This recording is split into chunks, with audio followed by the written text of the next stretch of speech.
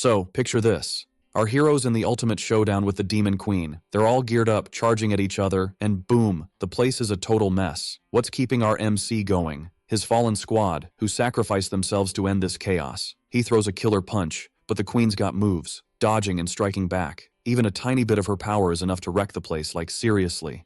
But our hero's not done yet, dodging like a pro and landing a solid hit on her. She's ticked off now, and bam, she stabs him right in the chest. But he's not backing down, grabs her neck, and goes for the final blow. Their powers clash, and there's this massive flash of light. When it clears, only the Queen standing, and our hero's arm is just chilling on the ground. She's all smug, thinking she's won, but surprise, he's back, piercing her chest. He wins, but he's super drained and just collapses on the spot. And then, bam, we're in Seoul, Korea, with a kid yelling at our hero. The kid's like, "Stop zoning out, or we're toast." And there are monster bodies everywhere. Classic tale, right?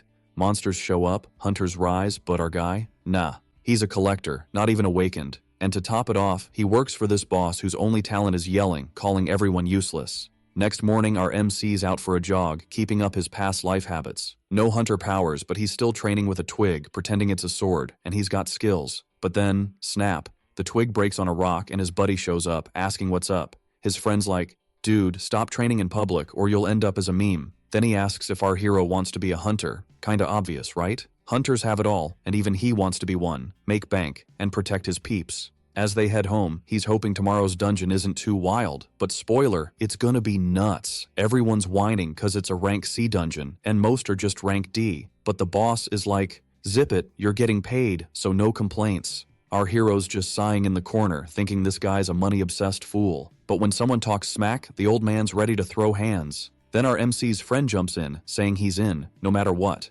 This pumps everyone up, and they're all like, "Yeah, we're in too." The old man's just rolling his eyes, calling them idiots, and tells them to gear up. Next day, they're at the portal, and the boss is barking orders. First, the tanks go in, then the supports. Crossing the portal, our hero feels like he's walking into his doom. Even the background hunters are feeling the weird vibes, but it's just a rank C, so they're chill. But our hero's got a bad feeling, and then, boom, there's this loud noise. The leader's all ready with his sword, and suddenly, giant ticks are charging at them. Everyone's freaking out because there's a ton of them, but the captain's like, "They're just bugs," and squashes one. This gets everyone hyped, and they start fighting the giant bugs, while the supports hang back. Problem is, there's just too many, so a shooter fires a flaming arrow, blowing them up. But it's not over. A mid-level boss shows up, ready to rumble. The mages, who've been charging up, unleash their magic, causing explosions everywhere. When the smoke clears, it looks like they've nailed it. The leader's like, "Loot that thing for cash." But when someone tries, surprise, it was playing dead. He gets hit with acid, and poof, he's melted. The extras are just standing there, cause even the fumes from this acid are toxic, and the main dude's like, "Why didn't they check if the monster was toast before moving on?" The captain's yelling, calling everyone useless, and decides to charge at the creature solo. And even though he's a total jerk, the dude's got mad strength, taking down the monster with one slick move. But plot twist, that was just a mid-level boss, and now the real boss shows up, ready to wipe everyone out. As it charges at the squad, the captain's all, "Get in formation and use the antidote, cause this creature's feathers are trippy." But even though the feathers are falling like slow-mo, everyone's zonked out and forgets the antidote, getting all mesmerized by the feathers. Everyone's losing it, going bonkers, while the captain's freaking out, realizing this ain't no C-rank dungeon. A bit further back, Shu's thinking the rear should bail before the seven-winged vulture makes things even crazier. Then our dude turns to his buddy, saying they should round up the scavengers and bounce. Against all logic, Ren's like, "Why leave?" Which ticks Shu off, cause duh, it's obvious. But the scavengers all, "No way we're leaving a place loaded with loot." And the main guy realizes his buddy's lost it. Ren points at the gear scattered around, saying it's all worth cash. Even a hunter's sword, thanks to the poison, is worth like 200 million. There's gotta be more valuable stuff here. So Sho grabs his buddy, trying to snap him back to reality. But it's too late. Ren's gone full Scrooge McDuck. The main dude lets go of the scavenger cause the guy's squirming like crazy. But he manages to snag his shirt sleeve, keeping his buddy from bolting. The adventurer's ticked and goes after our guy. Shu hits the ground, and Ren's on top, saying if he wants to bail, he should do it solo. The main dude's hands are gripping the blade of his buddy's wild sword, but Ren keeps pushing the weapon toward him, mad cause Shu's stopping him from becoming the next Elon Musk. In his wild rant, Ren spills some truth, saying he needs cash for his sister. The scavenger's little sis is sick, and he's dead set on curing her no matter what. Ren's tears spill out, his frustrations pouring from his heart. He can't get why he can't be a hunter or why his sis has to suffer. But venting chills him out a bit, and he admits all he wants is to live happily with his fam. Then Shu gets what his buddy's been through, the pain behind Ren's kind and upbeat front. The main dude decides to let go of the sword's blade, and right then, the weapon sinks into the ground. The blade stabs the ground beneath him, but all Shu does is comfort his buddy, who's shaking with fear, using the sword for support. The main dude holds his buddy's hands, and tells him if he leaves now, he can see his little sis. Ren snaps out of Raymara's grip and cries, realizing what he just did, but Sho tells him to breathe, saying it's all good now. Then Ren comes to his senses and agrees they should bounce. The main dude's stoked and pushes him on, but the scavenger's eyes get all troubled again, and Sho's thinking the dude's still tripping. When the main guy tries to ask his buddy something, Ren leaps past him and takes a defensive stance. Shu turns to see what's up, but all he sees is the scavenger getting hit. Then the warrior's body starts to wobble. Slowly, the light fades from Ren's eyes. The main dude catches his buddy before he hits the ground, but by now, Ren knows he's running out of time. In his last words, he says he's glad Sho's okay. Our guy watches another important person leave, but a wicked laugh snaps him back to reality. The guild leaders fall into Raymara and is totally out of control, asking Shu if their show is over. A feather on Gomon's armor confirms our dude's suspicion. The scene makes the main guy lose it completely. He starts remembering his past life, how Elena got hit just like Ren. The sacrifice woke something epic inside the boy, like he was both Shu and Arden at once. Staring at Ren's lifeless body, he thinks about how he thought his buddy was just dreaming big when he talked about having something to protect. And he wasn't sure if his friend was serious or just chatting for fun. But Sho once had something to protect too, so he should totally get it better than anyone. The boy's surrounded by weapons scattered everywhere. Right then, Sho thinks about how Ren died to save him.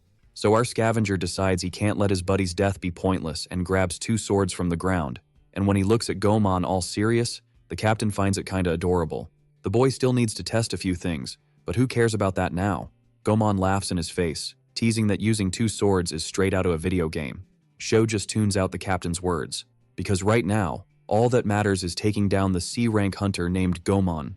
In the end, after Raymara showed up, the mission was a total flop. The squad fell apart and all the hunters got wiped out. Gomon went into denial and didn't notice the purple feather land on his armor. Then, the dude who was already a bit off his rocker started raging against the squad that came with him. So, since it's his mess and he blames whoever he wants, he decided to blame the poor scavengers. In his crazy rant, Gomon thinks about how the scavengers wrecked the team, and decides everyone in the back are bugs that shouldn't even be alive. Following the voices in his head, the jerk starts attacking totally unarmed people. The captain leaves a trail of bodies behind him. As if that wasn't enough, Gomon did all this with a grin on his face, until he spots something interesting out of the corner of his eye, the back of one of the bugs he hates the most, Shukiratani. Finally, the boss gets a shot to end that pesky slacker. Gomon charges at the boy like he's racing to be first in line at the canteen. Even though it's a sneak attack, the captain makes sure to use the sword's blade instead of the tip. What he didn't expect was Ren, the scavenger unit leader, stepping in and taking the hit for show. But the unfortunate one found it hilarious and started laughing like a maniac in the cave. However, the fun stopped when Gomon realized that, even about to die, Ren wasn't scared of him. Maybe the rest escaped, or maybe they all bit the dust. Because now there were only 2 people in the dungeon, Shu and the backstabbing captain. The clueless one asks why he's holding the swords, if the kid's crazy enough to face him. By the way, the captain's a skilled hunter, while the kid was just any kid. While Gomon was giving his villain speech, Shu literally wasn't even there anymore. Then the backstabbing captain got confused. Where's the dude? He was here just now, a second ago. Like he teleported, Sho pops up behind the opponent, but the captain manages to find his shield, which wasn't even nearby, and just barely blocks the hit. Gomon is understandably ticked off. It's super rude to interrupt a villain's final speech. The captain drops the shield to better control the longsword and attacks, but only slices air and dirt. Even without awakening, Sho's got a trained body and tons of battle experience. But it's wild how even after losing his mind, there was no doubt the captain was a hunter. That power was unreal. Apparently awakening has no link to nature, but the protagonist still wants to know how far his opponent got with just regular training.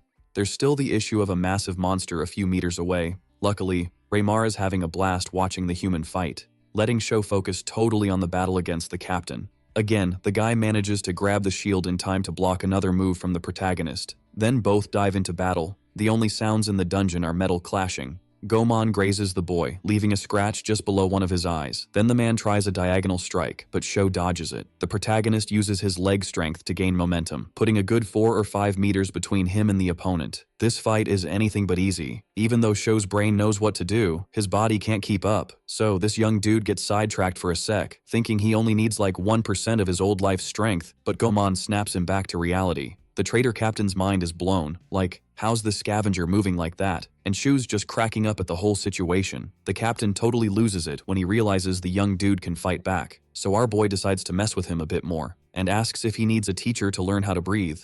Gomon takes the bait, gets super mad, and charges at Sho with an attack.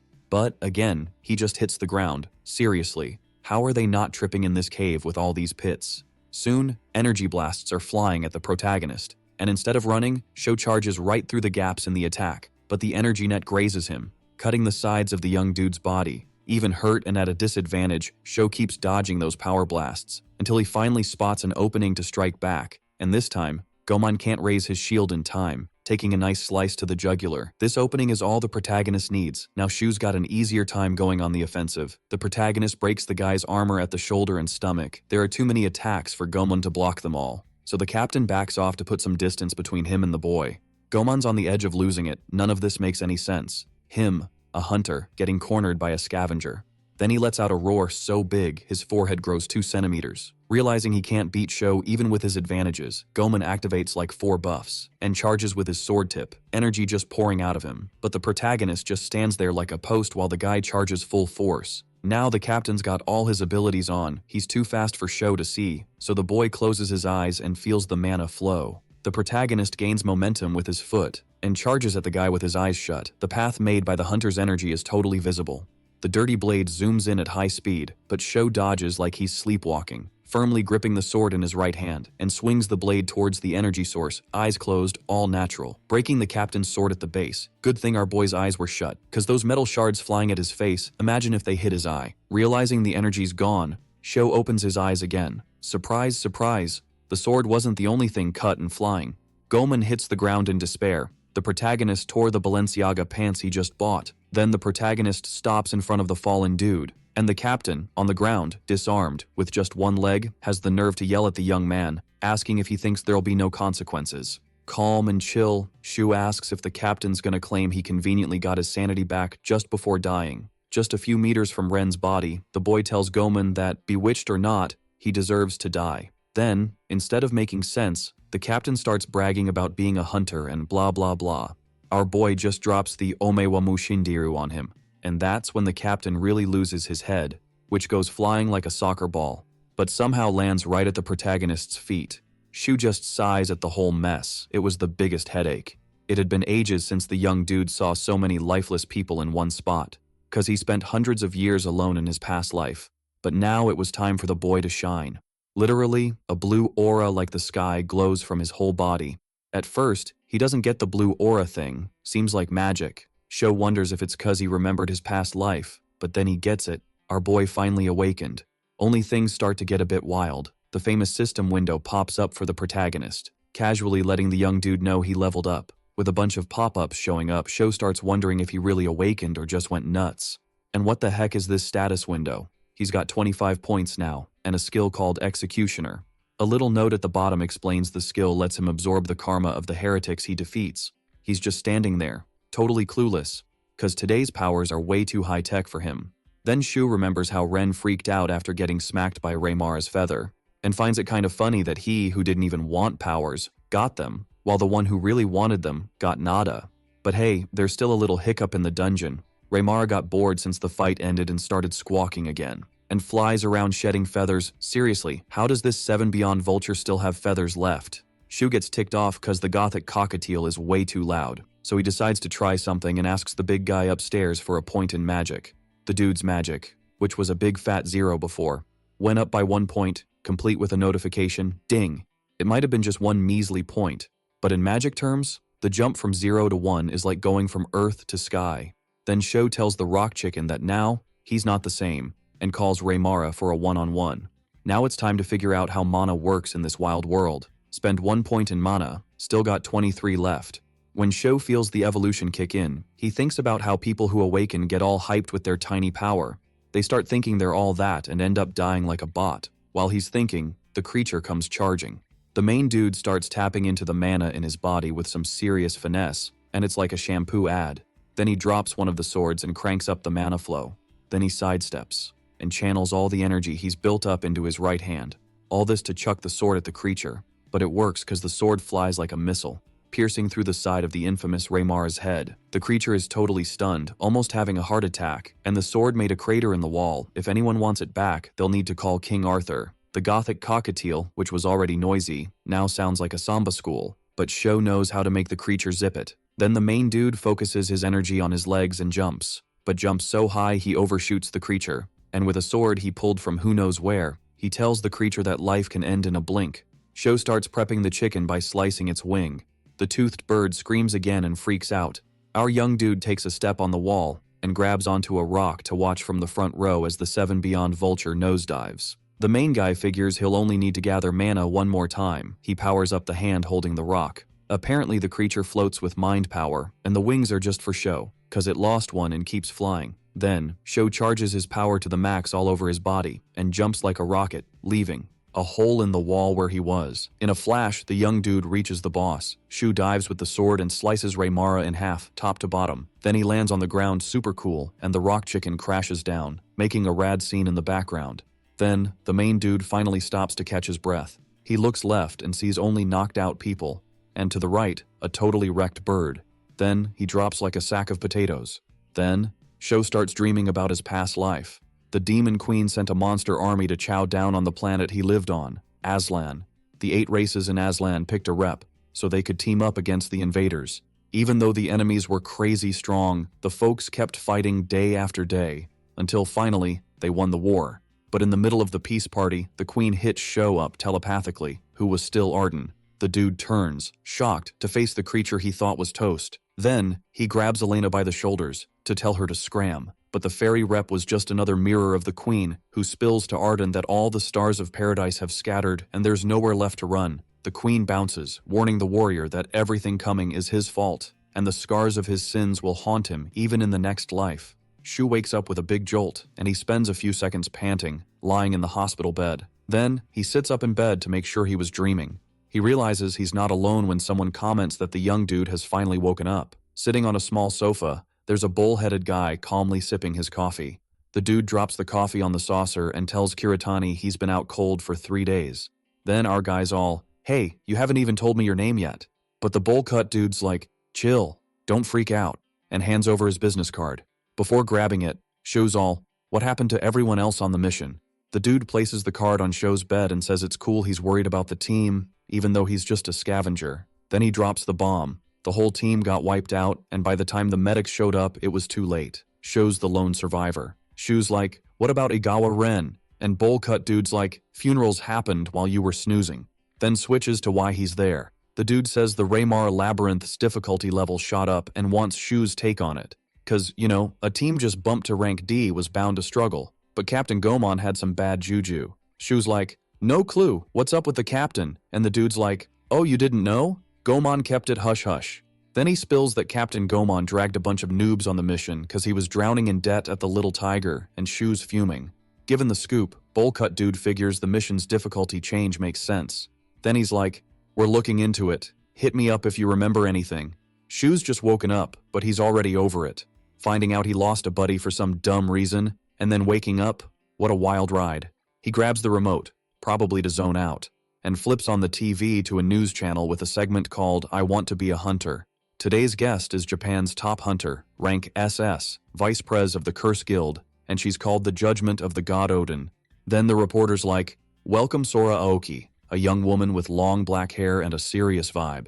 The girl's a rare case, getting 4 abilities at once when she woke up. Sho spots the girl on TV, more famous than most celebs. Then he checks the system to peep the executioner's ability again. The text says it's about taking out heretics, and Shu figures it means bad guys in general. Maybe he woke up by taking down Gomon. But then he's like, what makes someone bad in the system's eyes? Shu tries Googling the ability, but it's like it doesn't even exist. Maybe it's not rare, just his own exclusive power. More importantly, he finds out his rank is E negative, bottom of the barrel. For some reason, he remembers the dream with the demon queen. He recalls the queen's last words about his next life, and he starts thinking this whole thing's getting kinda interesting. Then some time skips and we're at the reception. The dude checks out and the receptionist's like, "Take care." Then he strolls to the hospital exit, feeling kinda pumped.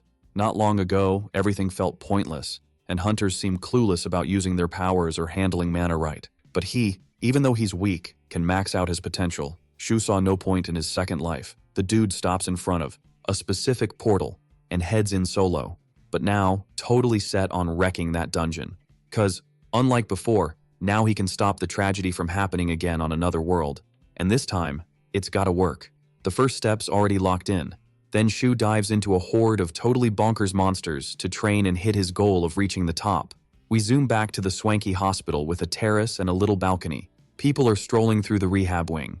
A nurse with perfect hair tells a patient the treatment's done and to be careful heading out. The woman mentions how lucky it was to find a cube of matter for the treatment, but the patient just asks if she can leave solo. The nurse looks all sympathetic and asks if the girl's parents aren't around, and the girl nods. The girl's name's Eri Igawa, and the staff member starts to spill the tea about her brother, but another nurse swoops in, saying she'll take it from here. The second nurse is super relieved she made it just in time to stop Kimura-san from dropping the bomb on the girl who just woke up. The young girl sits on the bed and thanks them for being so chill. Then the woman tries to gently break the news to Eri about her brother, but Eri cuts off Nurse Mizuhara, asking what went down. Then Eri turns to the nurse and says she wants a sweet treat. What messed with Ren's little sis's health was the rise of mana energy, and since it's been 50 years since portals started popping up everywhere, magical vibes are all over the place. This led to a new disease that slowly zaps the life out of people with mana issues, and it's still got no cure. Even in the hospital, all they can do is chill the symptoms with matter cubes. Eri thinks about what the first nurse said, about how lucky it was to snag a cube for her treatment, but the girl seems a bit sus about the whole lucky thing. On TV, they're chatting about last week's feature with SS Hunter Sora Aoki. Sora shows off her electric energy skills, and then she pulls all that energy into her hand and absorbs it back, turning the mana into a giant spear that looks more like a drill. Eri's kinda shook watching the power show. Out of nowhere, Ronaldo Fenomeno's kid starts yelling behind her. The kid's super hyped about Sora's lightning and swears if he ever awakens, he's joining the Curse Guild. Then the boy asks Eri if she thinks the SS Hunter's epic too. Noticing the boy's hype, the girl just smiles, and then nods, not wanting to rain on his parade. A woman shows up and drags the boy back to his spot. A Coke drops out of a soda machine. Eri thinks about how Sora Aoki's her age but already the top hunter in the country. While her body couldn't even handle the portal madness, the girl feels bad for being a burden on her brother since their parents died in a flood fissure. Finally, she lets herself miss Ren. Eri cries, wishing she could see her brother again. Someone clinks their Coke with hers, warning that crying here will attract unwanted attention. The girl looks up to see who's interrupting her emo moment, and it's Nurse Mizuhara, smiling and sipping a soda too. Then the woman talks about how she has to smile even if life sucks because she has to be happy for her late brother, because the girl's brother wouldn't want to see her like this, and he probably left a gift for her somewhere. Eri thanks the nurse for being so thoughtful, but then, out of nowhere, things get wild. Mizuhara looks out the window like she's seeing a meteor fall. In the sky, something moon-like shines with a purple glow. It makes zero sense for the moon to be so big and bright in daylight. Then they hear people yelling to run for it. The nurse is clueless, and Eri's even more lost, but the panicked folks ask why they're not booking it yet. Everyone's gotta hit the shelter ASAP, because the supposed moon in daylight is a flood fissure, and soon an army of monsters will crash the party. The confused nurse stands there, saying there are no monsters, and the frantic guy says the association just hit him up. Then, even with the hospital chaos, the sound of something breaking grabs Mizuhara's attention. She looks where Eri was. A fist the size of a washing machine smashes through the hospital window right behind the girl. When the giant hand pulls back, they both look where it came from, and they see a giant beefy flesh golem. Mizuhara yells at the girl to run for her life, but Eri's legs are shaking and won't listen to her brain. The monster leans down to check out the two oddballs standing there. Then the nurse grabs the girl by the torso. Eri's confused, but the woman explains they need to get to the hospital reception. The Hunters Association's already on it, and the Hunters will be here soon. Mizuhara says she'll try to stall for the girl to escape, but Eri pushes her away. The girl can't handle another person sacrificing themselves for her. The monster's slap on the ground splits them up even more. The nurse freaks out, and some dude grabs her, saying they gotta bounce cause the girl's a goner. And the cross-eyed monster's hand reaches for Eri. Then the girl starts thinking she's about to peace out, wondering if having powers would change anything, but behind her, the hero zooms in like a rocket. Eri hears something shatter, but she's not feeling any pain. Then the tall guy says she's just like her bro, not thinking about the peeps she'll leave behind. The girl asks who this dude even is, but instead of answering, he just says he knows her, and that he's here for her brother. Then the guy finally spills his name and tells the girl her brother Ren did something epic for him. The girl gets all emotional, remembering her bro's smiling face. Then she realizes she found the gift her brother left for her, which the nurse mentioned. Meanwhile, in the Dortalemia desert, an A-rank dungeon, the full moon lights up the sandy sea, and Sora Aoki charges forward with her cavalry lance. Huge desert worms, ugly as heck, close in on the hunter, but the girl just leaps onto the creature and smacks it on the head so hard it bends. Then Sora uses the bent creature to spring onto the next gnarly worm, but the worm called a buddy to join the brawl. However, for the hunter, it's no biggie. More monsters mean more XP, and she smacks worm number 2 with a hammer blow. While Sora fights like a beast, some folks gossip about a lawyer who hit her up earlier, and another person corrects them, saying nah, it was an A-rank hunter who contacted her. The lawyer's just his fam. The gossipers Riku Kaido and Umiabara can't believe the nerve of the guy who tried to hit on Sora, and she snapped his phone in half without even flinching. Chillin' comfortably, the hunters chat about how Sora's got a fan army. After all, look at her go, wrecking everything without breaking a sweat. Sora Aoki is the only SS rank hunter in all of Japan. After smashing about 7 worms, Sora scans the area, and there are 5 more creatures heading her way, which she thinks is pretty dope. Super dope. She even cracks a little smile. Sora's usually savage, but today she's all about the grind, and the other 2 just watch the sand fly and the worms drop. But then the sand starts shaking weirdly, stronger than usual. A monster bigger than a desert worm is coming, and it's Dortalemia herself, wanting to know who's messing up her crib. Then Riku suggests it's time for him and Umi to jump in, but Sora warns through the earpiece that it's cool, she'll handle the boss. And they're chill with it, even better not having to lift a finger, especially since the girl's already battling the beast anyway. Sora fights against Dortalemia like it's just another day, and it kinda is. Riku speaks into the mic for the princess to have fun. Umi reminds him she's told him to quit calling her that. Meanwhile, Sora dives into the demon's mouth. A web of lightning lights up the sky, and they crash down together in a single electric zap, piercing the monster from top to bottom. Dortalemia dives into the sand to hide from the wild girl with the lance, but she chases it like the monster owes her money, charges the lance tip with another storm of energy, and slams it into the ground, zapping the sand. Sora says running's pointless and grips the lance tighter, frying every grain of sand and everything underneath in a massive circle. The crew's even thankful for the gutsy A-rank guy earlier, cause now Sora's venting her rage on the monsters without holding back. It doesn't take long for a system window to pop up, signaling the dungeon mission's done. The squad calmly chats about their next move and doesn't even notice the weird nebula forming in the sky. A rift tears open right in the center of the forming shape, and from it, a yellow eye pops open high in the sky. An earthquake finally grabs Patati and Patata's attention to the bizarre scene. Sora looks around, hunting for the source of the anomaly. Umi comments that a fissure shouldn't just pop up, as they, meaning Sora, already beat the dungeon boss, and Riku tells her to look up. What's in the sky is actually the core of the Dortalemia desert. Sora raises her head and stares at the celestial body like it's just another Tuesday. Umi's all, yo, the core's gotta be deeper in the dungeon. But Riku's like, nah, changes just drop in, no. Heads up, they just happen. The hunters got the rifle locked on the core's eye, dead center. And boom, the sniper's blasting energy like it's a cannon or something. The shot's zooming straight for the celestial big bro. But plot twist, it runs out of steam before it hits. Turns out, the eye's way out of the rifle's league, distance-wise. So Sora's like, yo, how far's the target? Riku's all, 12 kilometers, dude, we can't half send it. Time's ticking, and that thing's charging up like a phone at 1%. Sora's like, team, we gotta bounce, change spots. Cause soon, that energy bubble's gonna pop and it's gonna rain monsters. Riku's nodding, glancing back. A portal's ripped open like, reality's got a glitch, and they're out of time to chill. Then Sora's like, already hit up the guild, focus on the rescue, peeps. Riku's down but asks, what's the princess gonna do? Sora's chill with the nickname says, duh, gonna smash the moon. Meanwhile, a reporter's chatting with a catacomb sommelier who's all, fishers, they start in dungeons, duh. The dude's like, fishers are usually a rank up from their dungeon, and this party's at least rank A. And he's telling the TV crowd, that weird purple moon? Dungeon core, folks. Wild stuff. He wraps up with, VIP monsters, core's bodyguards, ain't here yet, while the hero peeks at the sky. Then Shu's like, Aerie, how's that mana allergy? She's chillin' against the wall, says she's good. Then she asks if the hero was the scavenger with her bro, and he's like, yup. Aerie's like, did he ever talk about me? She starts blaming herself for Ren, but Shu's like, nah, not your fault. He adds, if you can't shake it, use it to fuel your life. One day she'll get past it, but for now. Aries touched hearing she was her bro's number one. She cries quietly, and Shu's back to window gazing. Then he's like, Aerie, we'll chat after I handle that demon moon. The city's trashed. What's not wrecked is on fire.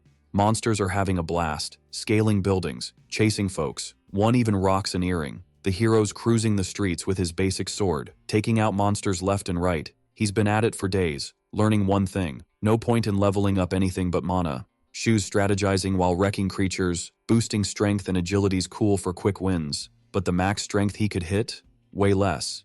He even asked another hunter to see how strength points stack up. To test it, he arm wrestled a hunter with 11 strength points, then he got it. As Shu's tearing through the monster party, he's like, gotta speed up. Then he uses a giant demon's punch to leap onto its shoulder, and the monsters left all, what just happened? Scaling a building to the Dortalemia desert moon, Sho dumps 29 skill points into mana. At the top, he leaps for the celestial body. The new mana flow? Pure awesome. Then he gears up to chuck the sword, which is why he sticks to generic ones, tossing them like they're nothing. He tries to max out the 30 mana points. Sho channels the energy into his throwing hand, glowing bright, and the sword rockets across the sky, aiming dead on for the cosmic big bro. His only worry? Did he throw it hard enough, hoping it hits the mark? As the blade zooms toward the core, our dude's in free fall, crossing fingers and hoping it works. The sword hits the spot, but the eyes all, meh, is that all you got? Sho crashes down, leaving a crater like a superhero landing. He knew this wasn't gonna cut it though. His level's not quite there yet, so time to switch it up. Then, boom, an explosion in the city grabs his attention, and who else but Sora Aoki SS making a dramatic entrance.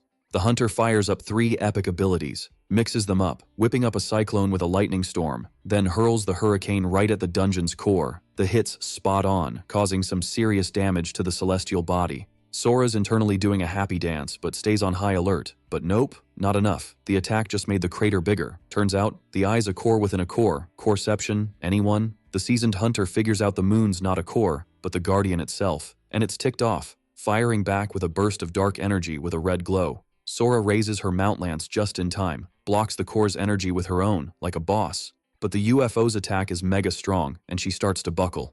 Shu dashes to the showdown between Hunter and Moon, catches Sora before she hits the ground, a bit bummed about her skills. Then he tells her to focus up, lives her on the line. Sora's like, who is this random dude? He notices she's burning through mana like it's going out of style, so he puts his hands on her back, guiding her energy flow with his own mana. Obviously she's miffed he can just tweak her mana flow like that, thinks this whole breeze is a waste of time. But then, boom, her energy's flowing right for the first time. Sora's confused at first, thought she was tapped out, but now's not the time to dwell. Then she yells to Sho that he's unique, and they're on the same team. Sho's like, let's finish this. Sora's all, duh, and charges up another lightning cyclone on her lance. But this time, the lightning's like, double XL. The magic's pressure is so intense it sets off a chain reaction, until it slams into the core of the Dortalemia desert. The hunter's wiped out after the attack, but she's like, nailed it. But Shu's got bad news, the thing's still kicking. She looks up, shocked. The moon's beat up, but the core's untouched. Then Shu asks if Sora's got one more attack in her. She drops to the ground, saying it's a no-go. She was already maxed out on the second hit, and tells Shu, as much as it sucks, they gotta wait for backup. But Sho's thinking maybe he can handle it. So he hops onto Sora Aoki's legendary lance, asks if, since she's the top hunter, there's enough juice to launch him to the core. Sora's like, you want me to throw you to the moon? And he's like, yup, no time to explain. She calls him a weirdo but goes for it. Launches Sho with all her strength, saying she doesn't care if it ends badly. It works, and he's flying like Superman. As he gets closer, he spots the core inside the moon by its glow. Remembers the attack he launched earlier. Thinks the sword had enough oomph, just needs to be closer. The sword Sho tossed 10 minutes ago conveniently falls toward him. He boosts his mana by 5 points before chucking the blade again. Now his attack's not just stronger, but way closer. Then, to make sure the sword seals the deal, he kicks it with a force that'd make any sports manhwa jealous, propelling the sword so hard, atmospheric pressure's a joke, and gravity's crying in the shower. The blade gathers energy from the air as it zooms forward, heading straight for the core, like a divine arrow. Then the sword smacks right in the middle, sliding into the hole that makes the core look like a giant eyeball, and pops out the other side of the sphere, ripping through the material like it's made of squishy mattress foam. Finally, the Guardian poofs away along with the core, closing the fissure. Sora, chilling on the tallest building on 5th Street, is totally mind-blown. Some random dude just flew to the moon and blew it up from the inside, and the girl watches him fall thinking, whoa, that was wild. The shattered moon bits light up the sky like epic fireworks, and show levels up like 17 times. Yup, counted every single one. Still falling, the dude's super hyped with the results. He even snagged a new skill. Then he remembers, oh snap, the ground's coming up fast, and flips like a cat to land on his feet. Sora's jaw drops as the guy lands on a wedding photo studio roof. The hunter's thinking, is he SS rank 2? The dude not only fixed her mana flow but also smashed the dungeon core. Next day, everything's chill in the city. Sora Aoki's on TV again. Poor girl can't catch a break, and the reporters all, thanks to her, everything's cool. But she spills it wasn't her, it was someone else. Then she looks at the camera, saying the dude vanished after the chaos, but she'd love to meet him again. Eri, watching the news on her tiny phone, already knows it's our guy who saved the day, but Shu's just worried about the girl's health. Inside, the hero's a bit peeved. Sora didn't need to put him on blast like that. After checking she's okay, the girl asks Shu if he's still a scavenger, and he nods, saying he just awakened. Then she wonders if he's gonna be a hunter, but he's unsure cause there's a test and all that jazz. Eri's not having it. She insists he should totally go for it. The dude tries to say his level's low, but she cuts in, cheering him on. She adds, all bubbly, that she's sure Shu will be an awesome hunter. The hero's kinda touched by Eri's confidence, and decides to roll with it. After all, nothing beats having mad status. So it's settled, our guy's taking the hunter test. And boom, straight to the test scene, no time wasted. The crowd's buzzing at the Nadia Tropical Forest grounds, an F-rank dungeon. The hunter exam's being streamed by a podcast called Go Hunter Go. There's a dude with a selfie stick streaming the 588th test edition. He chats up a long-haired guy who looks like he kicks puppies for fun. This guy's Gu Yabuki, and he's super cocky cause he awakened with 3 skills, just one less than Sora Aoki. The streamer asks what spot he's aiming for, and Gu's all, why settle for less than first? Meanwhile, our guy's in the back, stressing over how much mana the puppy kicker's wasting just by existing. But then, our mana flow expert hears someone in the crowd announcing Sora Aoki's arrival. The hunter's there with an old dude to watch the hunter exam. But her vibe's totally different. She's all calm and collected, probably to keep her image squeaky clean. The fans see her and go nuts. Then the crowd surges towards Sora like a tidal wave. Our hero stays low-key in the back, figuring visitors aren't usually a thing at these exams. Shu's gotta stay under the radar to avoid the SS rank hunter, fingers crossed, Shu. Sora just sighs while her fans go wild, saying they want to join her guild. The one who sent her there is an old red-haired dude in fancy threads. When she asks why she's gotta do this, Junosuke Uhara, leader of the Curse Guild, reminds her about the rift that popped up from the dungeon she was in. He says people think the rift was just a PR stunt for the hunter, and Sora's like, that's ridiculous. But there's no dodging it. The association leader's gonna be there, and she needs to show up to squash the rumors. The old dude also tells her to scout for talent.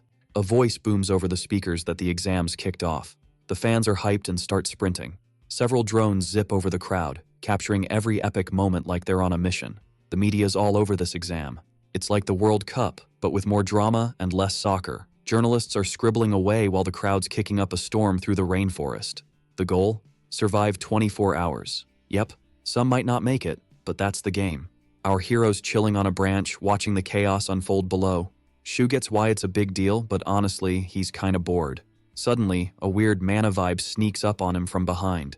He spins around all, who's there? Vibes, trying to figure it out. Turns out, it's a mana enchantment, not super strong, but familiar from his past life. Kenzu Wakamatsu, the big boss of the Japanese hunters, wonders who'll snag first place. Sora bets on Gu Yabuki, the dude with 3 powers, but Kenzu's not buying it. Kenzu asks if Sora's got a different guess. She admits she wasn't around back then, so she asks who Kenzu's rooting for. Kenzu's got his eye on participant 241, who's been crushing it, and Sora checks the list. Surprise. Surprise. It's our boy, Sho Kiritani. Kenzu's hyping up Sho, but Sora's too busy freaking out about the Rift Slayer waking up. Meanwhile, Shu's just hopping from branch to branch, cool as a cucumber. He pauses when he hears some drama below. It's a bully trash-talking a guy from his high school, dragging his grandpa into it. The guy snaps, mana flaring up, and he's Shin Kashida, yelling at Go to back off. The bully's got his excuse to throw down, and he's got backup too. But Shu's not here for this nonsense, so he jumps in before things get ugly. The bully's all, who even are you? But Shu's not interested in beef. Shu's like, I'm outta here. grabs Shin, and bolts in a see ya suckers style. The bullies lose it and chase after them, but Shu's got moves. He kicks one henchman into another, and they go flying like plastic bottles. Shin's all, "Who are you, dude?" Sho drops 3 words, Aslan, Idea, Overlord, and asks if Shin knows them. Shin dodges, but Shu's like, "Come on, I know your mana trick, the rational flame thing." Shin's shocked, asking how Sho knows his secret. Shu figures Shin's in the know and keeps the kidnapping going.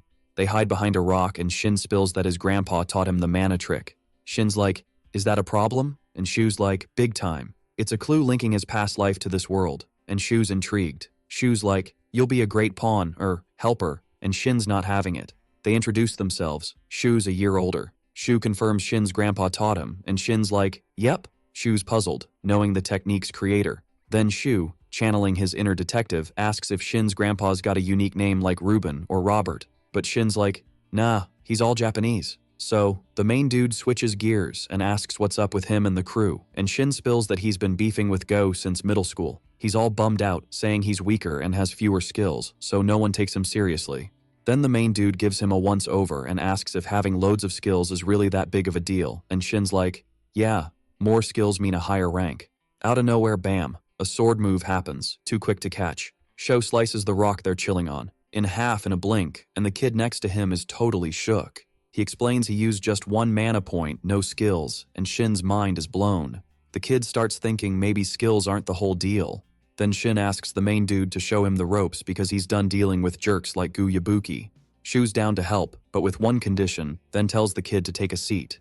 Cut to Go, who's surprised Shin came back on his own, asking if he's got a death wish before the exam ends. The main dude tells his new sidekick to go for it, and says he won't step in because this fight's all his, and the apprentice tells him not to sweat it. The bully's a bit taken aback at first. The kid he just saw seems to have leveled up, but he lets his ego take over and underestimates the kid, thinking he can win with his eyes closed. Rookie mistake. In Sho's eyes, the battle's outcome is a no-brainer, and they're just killing time there. The showdown kicks off, and right away, Shin bluntly says the bully hasn't changed since middle school. Gu tells the kid to back off because the powers are his, and he'll use them however he wants. Then he slaps the ground, making a blue glow rise. Shin charges with his spear, telling the bully to at least not drag others into his lame fights. The blade of the young apprentice meets the bully's mana shield.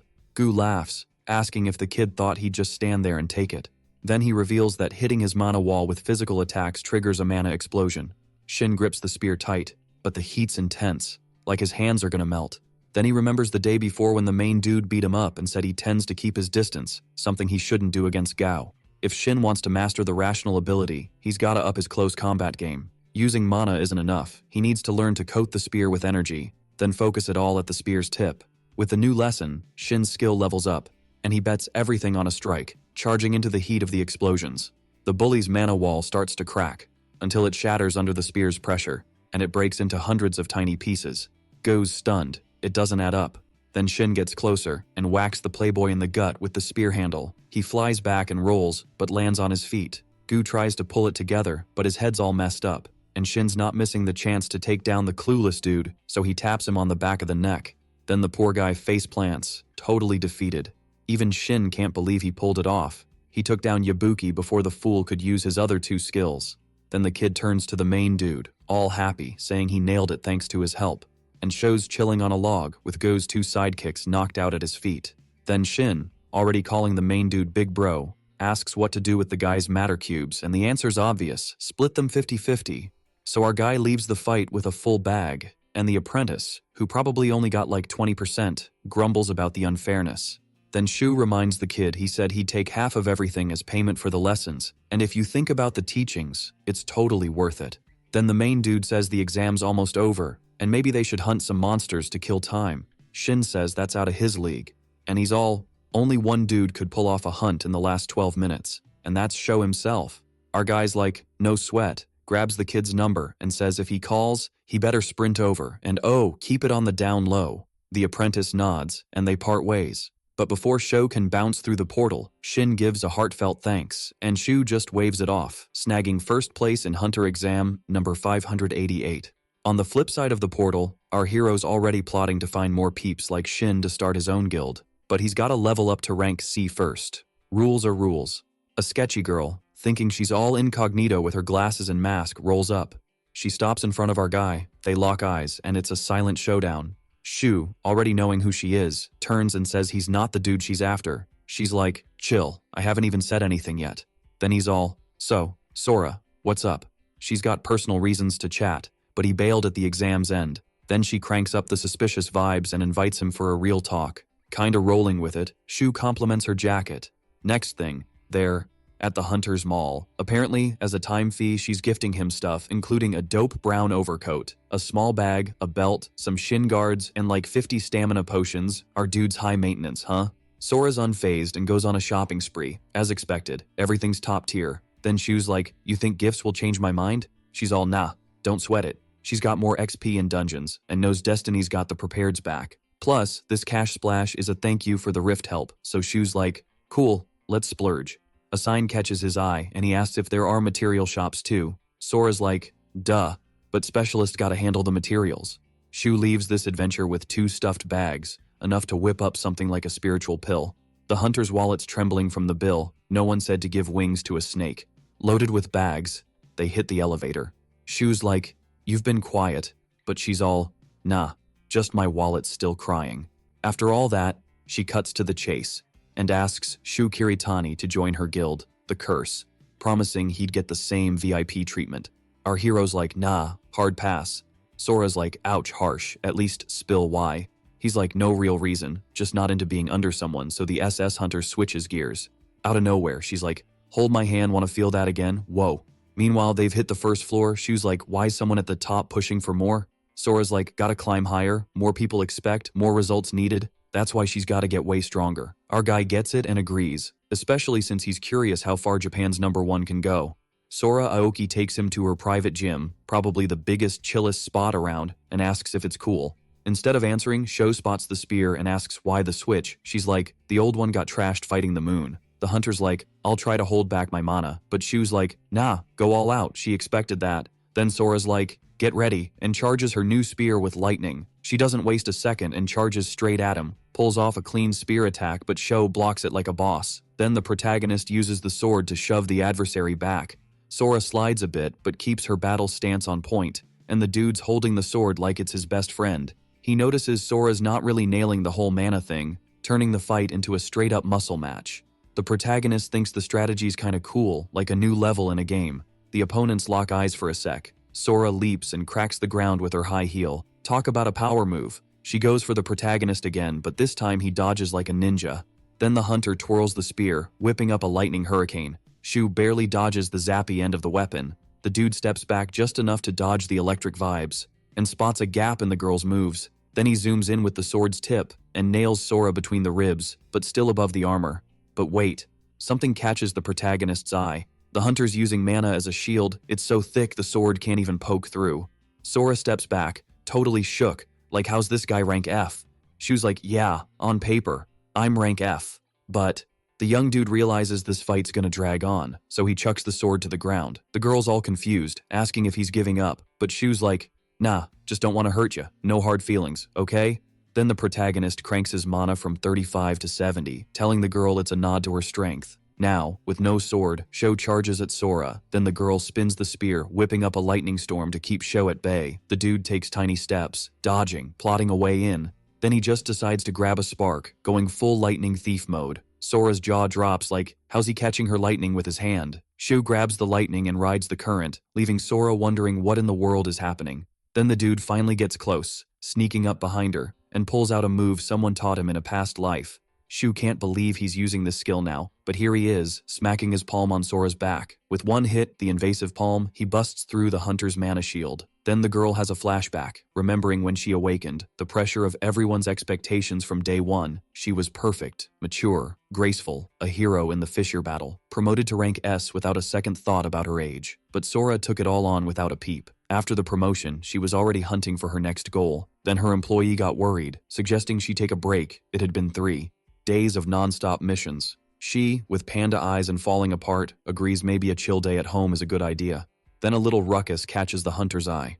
She spots a bunch of high schoolers just having a blast, goofing around, and she's surprised at how different that is from her life. She even imagines herself as one of the teens in the group. The employee snaps her back to reality, asking if she's okay. Then Sora turns back to the car, deciding there's no time to chill, telling the driver to head back to the rift. Then the girl wakes up and first thing she asks Sho if she lost, and he nods. She admits she kinda saw it coming, but feels embarrassed. The protagonist says it's normal to feel that way with all the weight she carries. Sora snaps back, saying she didn't ask for a lecture and having a whole country on her shoulders is too much. But Shu totally gets it, knowing she didn't choose this heavy load. As she looks at him, tears roll down the hunter's face. It's probably the first time she lost and the first time someone got her struggle. Then the young dude keeps on, telling Sora he's got her back, but if she keeps rushing, it'll always end the same. Then the girl lifts her head and asks him to teach her the secret to his strength. The protagonist's all chill with it, but she's gotta drop everything and come over. Meanwhile, somewhere else, there's a brawl going down. Shin's dodging a monster's wild swings. Then he spots another goblin sneaking up from the side. The young apprentice smacks it on the head with his shield, and finishes it off by stabbing its heart with his spear. Honestly, Shin's having a blast with how fast he's leveling up. When it's done, he tells his big bro, looking for a thumbs up. But then he notices the protagonist watching a YouTube vid and says it feels like deja vu. His master says he's just imagining things. The shield Sho got for his apprentice fits like a glove, and now Shin's the first official tank of the guild that doesn't even exist yet. But the boy wonders if it's too soon to be the tank, and the protagonist tells him to chill. He's got a role that fits him. Then Shin gets all hyped and decides to charge ahead since he's the tank. Meanwhile, our fake young dude's super grateful he found a kid with real skills and the SS hunter. Now he just needs to hit rank C. The protagonist's thoughts get cut off by his apprentice's shout, so he bolts toward the noise. When he gets there, Shin's pointing at the source of the shock. Shu looks and sees a warrior's lifeless body leaning against a rock. Then the master comments that the guy was probably a tank and hasn't been dead long. The apprentice is amazed he knows this stuff. Even though they're tiny, there are still traces of mana coming from the body, so he knows it hasn't been long. Then the two dive deeper into the rank E cave called Saitama City Hall, hunting for clues. As Shu guessed, he found the rest of the team, all equally toast. The youngest freaks out and asks if the dungeon's got a monster tougher than expected. But the protagonist says this isn't a monster's doing. The team got taken out in a specific order. First the healer, then the damage dealer, and lastly the tank. The healer's the biggest pain if left alive, so they went first. Then it was just about taking out the other two who wouldn't have backup. Rank E monsters don't think like that. Then Sho spills to the boy that this mini-massacre was probably done by another hunter. Shin's shook and asks what might be in the boss room. The guys reach the dungeon's final chamber only to find a tiny camp. It even looks like a homeless person was crashing there. Then the apprentice notes that it seems like that spot was a hideout.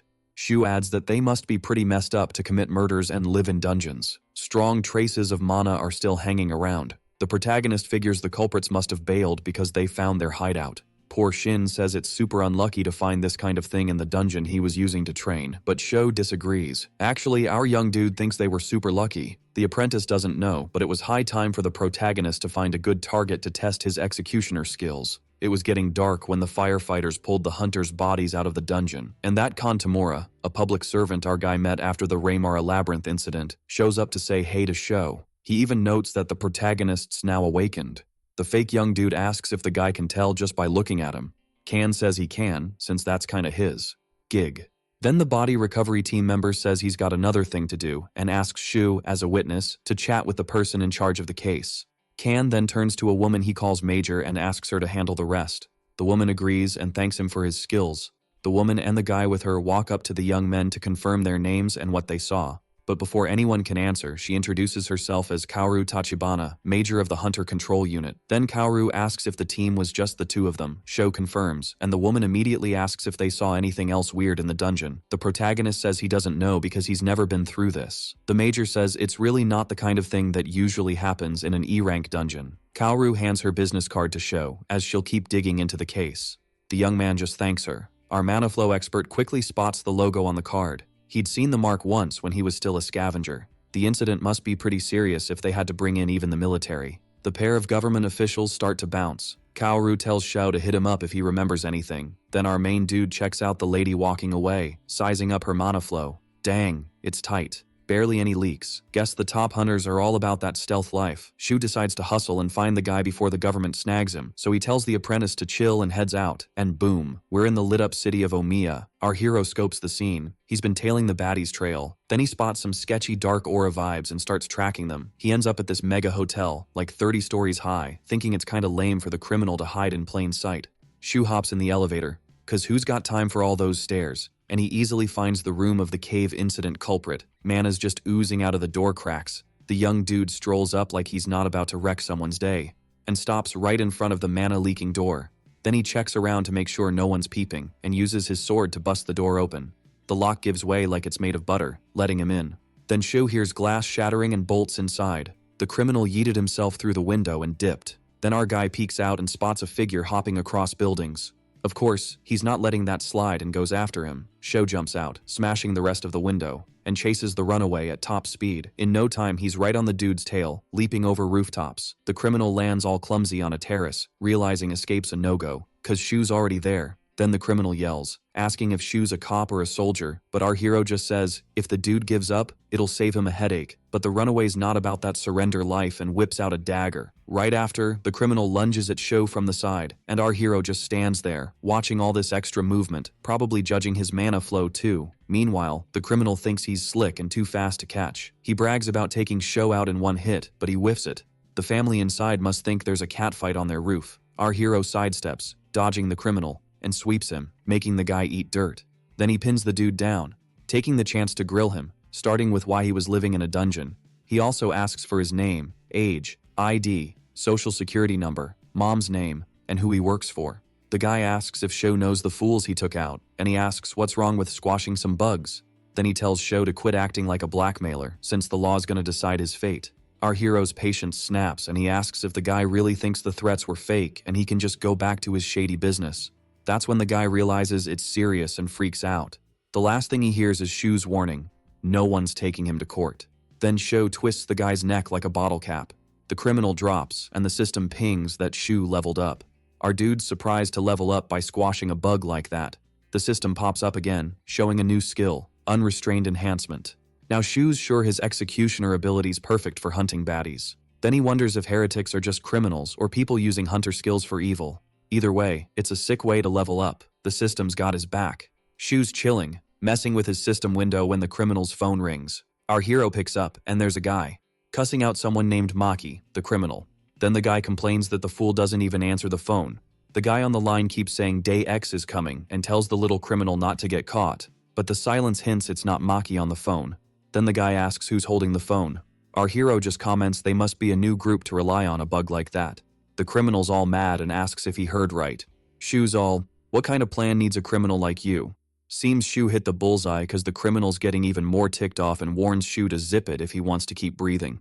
Then the dude starts spewing threats, but our hero's over it and just yeets the phone, smashing it in two. Looking around, it seems they ended up somewhere way out of town. Shu pulls out Major Kaoru Tachibana's business card from his pocket. Then he figures maybe he should give a shout out to the helpful government peeps with some intel. Meanwhile, in a tiny building, a guy slams the table so hard it cracks like, chill dude. Some intern who saw it asks the captain if he's good, and the guy says Maki got nabbed. Then the crime intern asks if the cops are on their tail. The captain's like, no clue. But the dude on the phone didn't sound like control unit material. The big boss, Ryuji Jushima, an A-rank hunter, starts piecing it together, wondering what a non-gov hunter wants with them. They just moved and already got to bounce again. Time to kick off the next plan, so Ryuji's got to find a certain dude. Then the scene flips to Tentu's special prison, and someone says the place is a total drag. Kaoru explains to the pair that it's cause of a matter blocker, which zaps hunters' powers. If the hunter's A rank or lower, their powers vanish, and S rank or higher can only use half their mojo. The pair stops in front of a thick metal door, but before going in, the police intern asks who they're meeting in a place like this. Kaoru says it's someone she knows. The nerdy guy's shocked and asks how she knows a criminal this big time. And further ahead, there's a long-haired dude at a small table. Then the detainee grins at the military duo, and the intern gets what the woman meant when she said the criminal was known to her.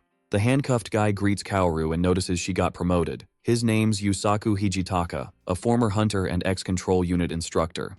The woman sits at the table, and Hijitaka jokes that being a hunter's awesome, especially with fast promotions. But Kaoru cuts him off, saying he's been wasting his breath for 8 years. She reminds the criminal he taught her how to interrogate, so he should know it's time to cut the nonsense. But Hijitaka still mocks her. Then the officer gets to the point and tosses some photos on the table, showing Ryuji Jushima, a former class assistant. But now the guy's stirring up organized crime everywhere. Hijitaka asks if she's accusing him of being behind this even while locked up. The woman loses her cool and stands up, slamming the table. She promises this time she won't let the criminal budge an inch. Nothing like the Prime Minister's assassination attempt 8 years ago can happen again. The guy gives a villainous chuckle and asks Kaoru if she's ever felt the duty to fulfill something. She doesn't get it and says Hijitaka's talking nonsense again. Then the criminal explains that right now, a bunch of clueless folks wearing the law's cloak are above them. That's why he decided 8 years ago to bury and use them as an example. But he says he even feels bad for the tragedies along the way, making Kaoru furious, since one of the people Hijitaka took out to reach his goals was the major's dad and a great hunter. Then the guy plays the victim and asks why she's kicking a dead dog. Kaoru loses it and lunges at the detainee. The man enjoys the drama, and the woman asks if he really just chills in this cell all the time. She promises that no matter what, this time things won't go his way. After that, the pair leave the cell and head to the corridors. Then Kaoru starts telling her partner what went down 8 years ago. 35 hunters went after the criminal to stop him from offing the Prime Minister, and one of those hunters was her dad. In the end, the current association president, Kenzu Wakamatsu, managed to mess up Hijitaka's plans, but by then the sacrifices were unavoidable.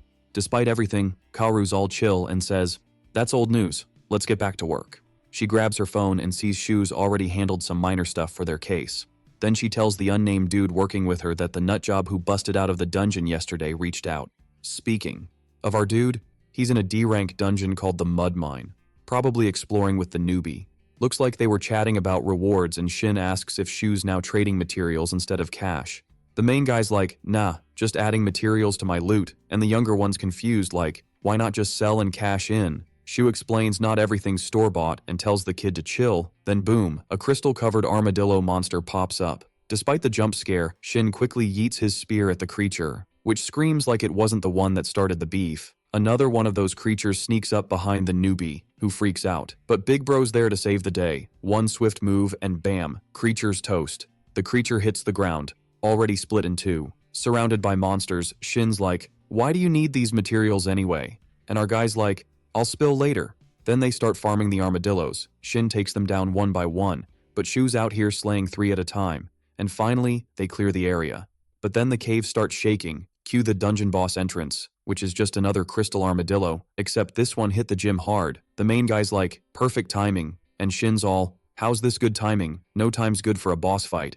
Sho charges at the Cave King, already dreaming of the loot haul. The big creature tries to smash our dude with a punch, but he's quick, running up the armadillo's arm like a ninja. Reaching a high point, Shu leaps to the creature's neck, then flips his sword, holding it dagger style, and plunges the blade deep into the boss. The creature's throwing a tantrum, but the main guy's unfazed, slicing it like a BBQ sausage, and Shu lands with style and flair.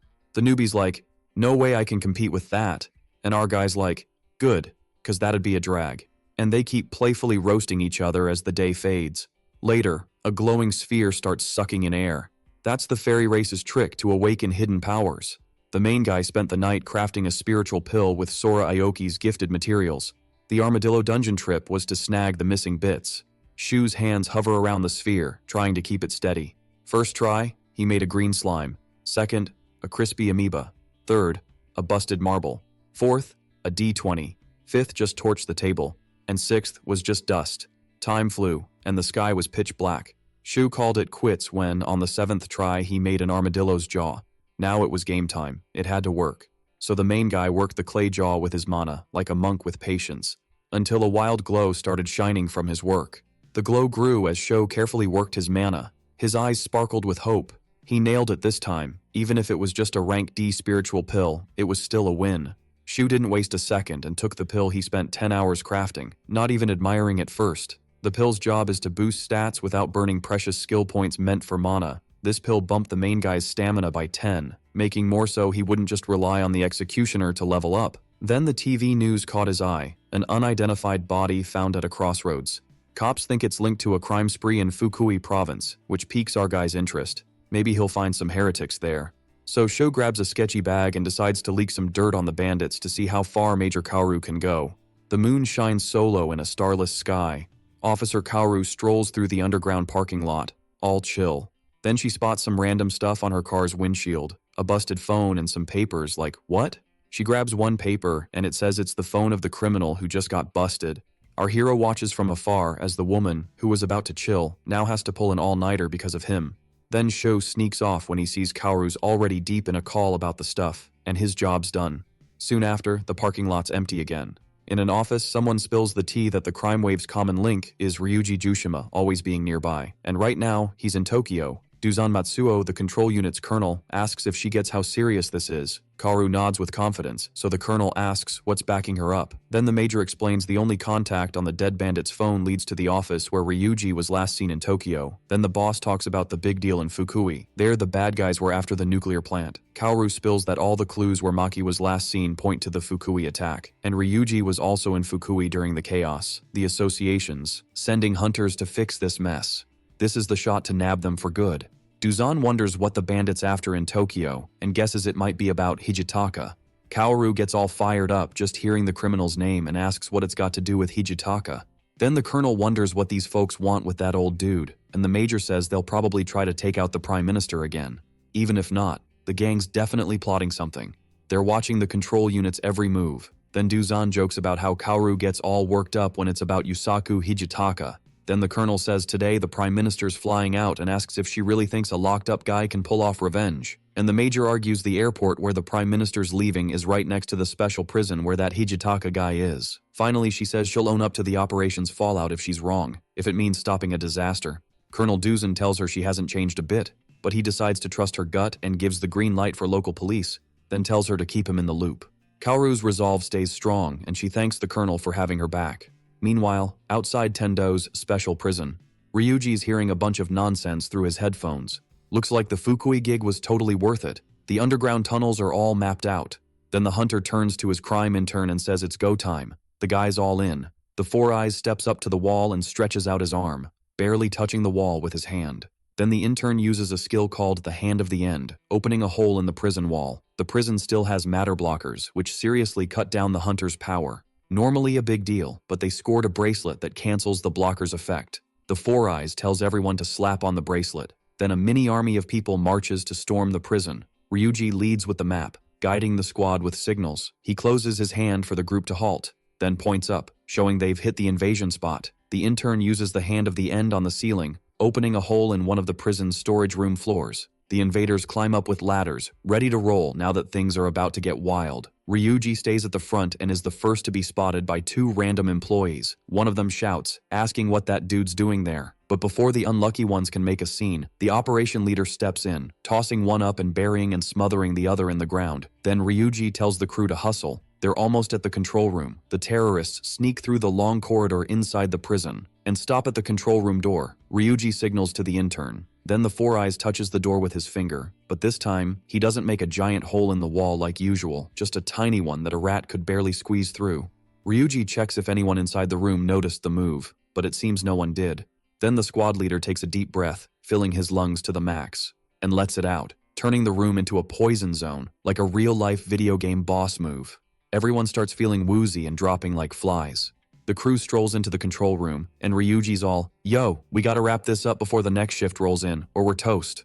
The captain's fingers are flying over the keyboard. Then, bam, he hits a red button, and it's game over. Now comes the epic part of the mission. Time to bust Yusaku Hijitaka out of his cell. When the squad rolls up, they see the dude with long hair all chained up, but he's grinning like he just won the lottery. The ex-students bow down, showing mad respect and say they're here to bust him out. Hijitaka's like, "Wow, what a fancy rescue party." But he's been waiting forever and is over it. In the car, Kaoru's grumbling about the alert range being too short, and it's not going to cut it, so she orders backup. She calls for reinforcements from the Hunters Association, but the person on the other end is probably napping. The major's muttering some choice words, guess it's up to her now. Then they zoom off to the special prison. When they get there, it's like a rave, alarms blaring everywhere. Kaoru and her sidekick dash inside, but they're a step behind. The squad's already ghosted the corridor. Manami's all, "Yo, it's too risky." But Kaoru's not hearing it. She watches the gang's backs fading away. Then she figures as long as the ability blocker is on, they still got a shot, so she whips out a pistol from her blazer. The dude in the yellow jacket spots the control unit officers, and is like, "What's she up to?" Then Kaoru pops off 3 shots at the crime intern. The Four Eyes just stretches his arm out, and poof, the bullets vanish mid-air. He even has the nerve to whine about the control unit being too hardcore, shooting first, asking later. Kaoru realizes the guy's using powers like it's no big deal. Then the intern's all, "Did you really think we'd roll up unprepared?" The officer notices everyone's rocking a bracelet and wonders if that's why they're immune to the blocker. Ryuji's like, "Uh-oh, we got a problem." And Hijitaka's like, "Is it Major Tachibana?" The long-haired dude's pumped to see a familiar face and asks if she's here for his freedom party. But the woman's had enough. She orders the baddie to quit messing around and get back to his cell, cause she knows the prime minister's the target. The bandit's like, Kaoru, you're sharp, but your showing up changes zilch, cause today you're toast. Then Hijitaka's like, I'm out. Airport folks are sticklers for time. The local cops get the order to stop Hijitaka no matter what, but Ryuji and the intern hang back to block them. While Four Eyes is blocking shots, Ryuji's unleashing his toxic breath. The officers try to bail, but it's too late. The poison's got him. Meanwhile, the crime intern's charging at the major to stop her from shooting Ryuji. He grabs Kaoru by the collar with his doom hand, but lucky for her, he only snags the tie, which crumbles to dust. Minami fires at the guy to get his attention, and Four Eyes is like, is this all the control units got? At this rate, I'm turning everyone to dust. Then the baddie lunges at the major again with his doom hand ready, but before he can touch her, his arm's suddenly airborne, leaving a bunch of red puddles on the floor. The criminal's down, screaming. Using his right hand's gonna be a challenge now. Kaoru's catching her breath when a hand lands on her shoulder. It's all good now, kiddo. Like a true hero, Sho shows up just in time to crash the party, but now it's just him and the major. The woman's puzzled seeing the young dude, but he's like, long time no see. Four Eyes gets up, totally raging, curses at our young hero, and asks if he's with the control unit. So, the intern's glasses went flying while he was falling, and now he's babbling nonsense, saying stuff about thinking the young dude was different, his arm being pricey, and blah blah blah. Our hero just chuckles, because no matter the world, the weaklings never zip it. Then the bandit asks what's so funny while trying to attack with his one good hand, but Sho just sidesteps, easy peasy. Time for the protagonist to strike back. But the intern throws up a mana wall to block the hit, though he drops the wall as soon as the sword hits the ground, trying to pull a sneaky move on Sho. But our hero dodges like, come on, that's so predictable. Then the intern thinks it's smart to ask what our young dude's up to, right in the middle of the fight, and then the sword slices through the useless guy like butter. He hits the ground, all twisted up.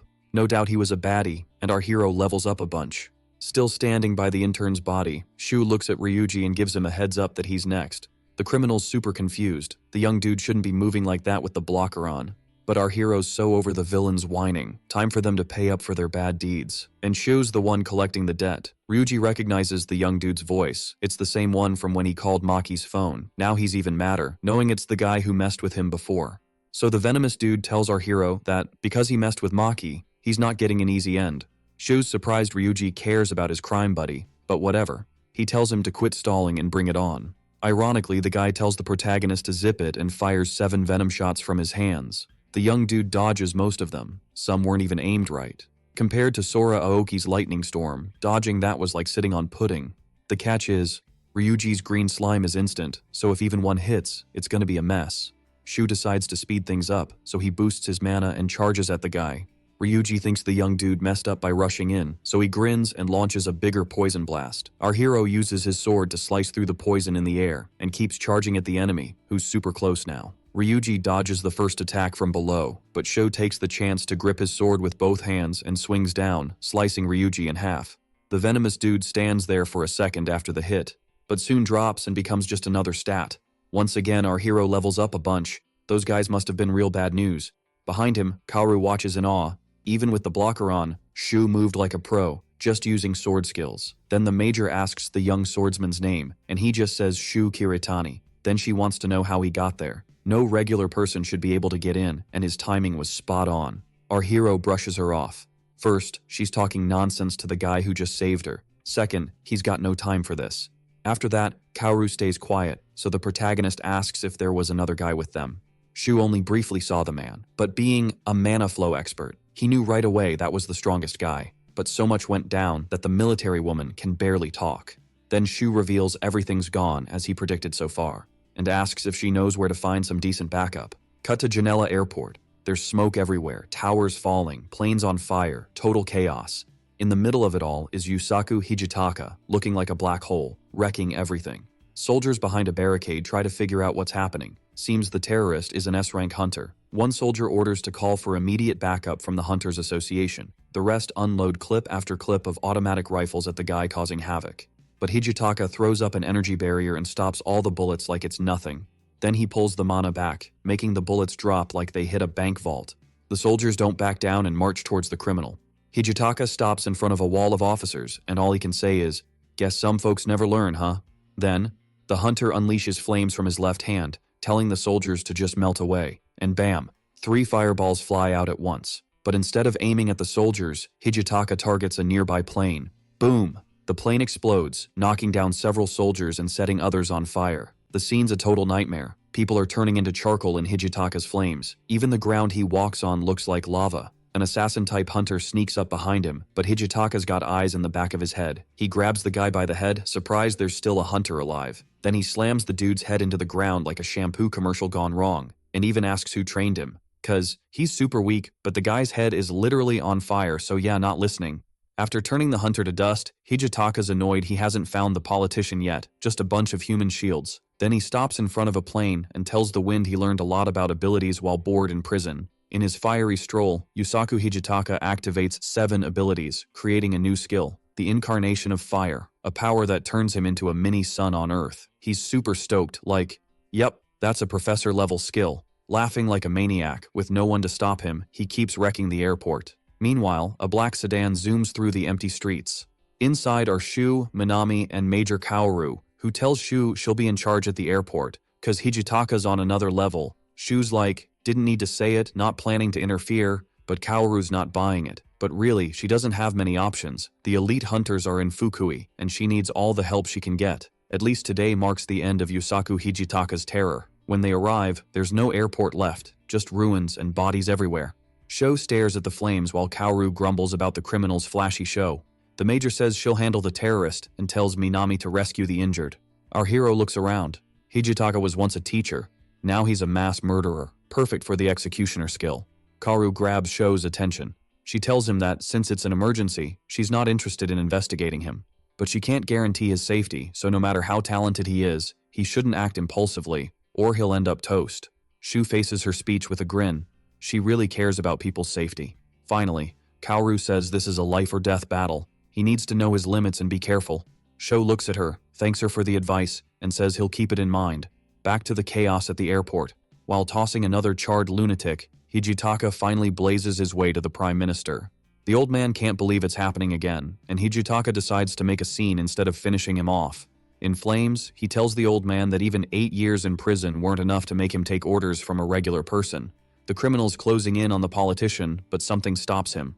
His former student, Tachibana, shows up, and Hijitaka reminds her. He warned this would be her end. Kaoru fires back, saying she could say the same. How many times did she tell him to stay put? And yet, here they are. Then he comments on how she's evolved, and she tells him to cut the nonsense and surrender. But he says surrendering is nonsense, and leaps with a flaming fist at the Prime Minister. But a sword tip stops Hijitaka from reaching the old man. Sho steps in, standing between the politician and the terrorist. Then our young hero ignores the flaming lunatic and tells the old man to hang in there a bit longer. The protagonist's all, hey, need a hand? And helps the Prime Minister up. The Prime Minister's super grateful and asks for his name, but the young dude's like, nah, no need for that. Meanwhile, Hijitaka's in the back, watching like it's some comedy show. Instead of attacking, the ex-teacher's all, who even is this mysterious dude with the basic sword? And Sho's like, told ya, no need for names. The criminal's like, no chit-chat, and fires up his flames on his right hand. He launches a fireball at our hero and the Prime Minister. But our young dude scoops up the politician and bolts, carrying him like a football. The old guy's even apologizing for the mess. Hijitaka's not having it, though. He powers up his feet to chase them, thinking, 8 years for this? No way the old man's getting away. But Kaoru steps in, blocking his path. She conjures armor on her arms and tells the teacher, bummer, half your plan's toast. Hijitaka's all optimistic, thinking he's halfway there, so he attacks the major, saying he'll finish the job by taking them all down. Both enemies charge, ready for a showdown. They clash in a power explosion. Kaoru's bright blue mana versus Hijitaka's fiery flames. The villain holds the major's metal fist. She realizes she's stuck and freaks out. Hijitaka spreads flames along Kaoru's arm and taunts her. Think you can get out of this alive? Then he punches her in the stomach, sending her flying. Kaoru's using her super healing midair, and she's already gearing up to strike back. She pops up behind Hijitaka, who doubts his old student can break his bones. The terrorist's super quick, spinning with a strike before she can hit him. He seizes the chance to grab her, strangling Kaoru while scorching her chest. Hijitaka's having a blast with this. Then he blasts her away, sending her flying like a rag doll. She crashes down, like a sack of potatoes. Kaoru tries to stand, but she's wrecked. Her arms are burnt, and her top's now a sleeveless crop. But lucky for her, Our hero's back in action. The terrorist eyes the young man like he's a long checkout line. And Sho just strolls onto the battlefield. The major warns him, saying even he's no match for Hijitaka's beast mode. But the protagonist's like, "You did great, take a breather." And meanwhile, she can watch him show what it means to know your limits and go all out. Hijitaka's face to face with the protagonist. He's grumbling about being out of prison but too many people showing up. Then, the long-haired guy waves him off, saying the young dude doesn't need to fight him. He starts to walk past Sho, telling him to chill because he doesn't want to waste talent. Then, the protagonist's sword slices through his hair. Our hero's like, "If you want to do your thing, I can do mine too." But Hijitaka's not thrilled. Sho even taunts him, asking if he can really handle him. The villain's still grinning, counterattacking with enthusiasm. But he's a bit shocked when the protagonist dodges. Our young hero knows he can't afford distractions in this fight. Sho throws the poison he got from taking down Ryuji at Hijitaka, and the instructor blocks it with a mana ball. Then, he attacks again, creating a fiery claw. Sho jumps and spins, dodging the attack like a pro. Hijitaka tells the protagonist he gets why Kaoru believes in him but also sees his flaws. But the protagonist's too busy dodging fireballs to chat. The instructor detonates the fireballs, creating a crater on the runway. For someone who didn't want this fight, Hijitaka's pretty pleased. The young man keeps up, facing him like an equal, not a burn on his clothes. Then, the villain goes back to his blah blah blah, saying mana's like basic skills. Among hunters, mana's the foundation, and that's the difference between them. Shu's all like, "Man, I heard that dude's an instructor, but this class is so snooze-worthy, I can't even." He jokes, saying the guy's just a bit older with more mana, and wonders if that's really something to flex about. The instructor's like, "What did you say?" And the young dude's all, "If you're not gonna fight, maybe head back to jail." But Sho's already clocked that the mana gap between them is pretty huge. Basically, Hijitaka knows he's stronger right now and wants to drag the fight out, cause the young dude's mana will drain faster. Watching Sho's moves, the baddie uses his super boost ability. He blocks the young dude's charged attack with just his fingertips, no sweat. Then the young dude's like, "You gonna attack or nah?" And the long-haired guy's all, "I'll attack when I feel like it." They're bouncing around, smacking each other, but it's like they're evenly matched. Sho kicks off the ground, sliding back to get some space. Our hero's gotta admit, the villain's tough as nails. Then he realizes, if this keeps up, the fight's never gonna end. Hijitaka's about to ask if the young dude's out of juice, but then sees him slipping through the electric fence. Sho leaps to get away, and the villain's laughing, "You really think you can ditch me?" The young dude hits the thicket, and boom, there's a fire explosion right behind him. The long-haired guy's on his tail again, like he's just toying with him. Then the young dude gives a big push off the ground, and flies back, zooming over the villain. The blonde's like, "Are we playing tag now?" This time, the young dude doesn't even need to jump back, cause Hijitaka's crashing in like a wrecking ball, smashing everything. After getting some distance, the young dude stops, and checks out how the villain's coming at him. This side-to-side move wasn't just for show, it helped him figure out the villain's pattern. Whenever Hijitaka tries to close in, he charges like a bull, so Sho decides to go all in with one big strike, closing his eyes to focus and gather all the mana he can, pumping all his energy into the sword. The instructor's cracking up thinking, "This kid's got a death wish," closing his eyes mid-fight. Then the young dude plans to use Hijitaka's bull charge against him. He keeps his eyes shut, feeling the villain's approach like a freight train. The villain's so full of himself he doesn't even think about what the young dude's plotting and charges in like a fool. He tries to drop another villain monologue but gets cut off by the sword's tip. In the end, Shu's plan works, and with one strike, Hijitaka's head rolls. For a sec, the young dude just stands there. The hit was so epic, the sword's tip snapped off and flew sky high. Sadly, by chopping off the villain's head, he also messed up his fabulous hair. Finally, the young dude gets a breather, and as he chills, he just collapses. That last move drained all of Sho's energy, making him fall back. What he didn't see coming was leveling up like 10 times after beating Hijitaka. But what nobody noticed was that, a few minutes earlier, someone else was watching the showdown. And this someone seems bummed about how it ended. Two creepy little kids are sulking in a tree. They didn't think Yusaku Hijitaka would be such a flop. Plus, a new player showed up. Who was that dude?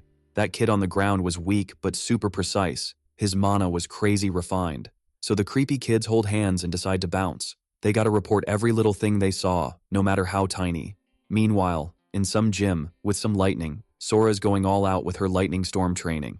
She's even learned to hold her own electricity in her hand. Her goal? Control electricity like it's a delicate web. This was the lesson the young dude left her last time they hung out. Sora even asked if it'd make her stronger. The girl uses her arms to shield herself from her own blast. And then she remembers Shou's answer to her question about getting stronger, and it wasn't up to him. Only by mastering the lightning could the hunter focus her energy in one spot, then unleash it. But judging by the tiny crater in the ground, she messed up again. Sora takes a breather, 'cause let's be real, nobody's a superhero. Then she tunes into the TV and hears about the airport drama from last night. When the reporter starts yapping about the hunter who stopped Hijitaka, she perks up. Then she glances at the TV and sees her buddy, acting all modest. Apparently, he couldn't dodge one of the reporters. One of the questions thrown at him was if he could outdo the SS hunter Sora Aoki, and he just grins, saying, "Nah, that's a wild thought." And there she is, watching on her tablet, the sneaky dude who already beat her, claiming he couldn't. She even squishes her juice box in frustration. Then the hunter grabs her spear from the ground and decides she's gonna nail that skill today, powered by pure rage. In a temple with a sky-high ceiling and floating blue rocks, a bunch of folks are huddled around a round table.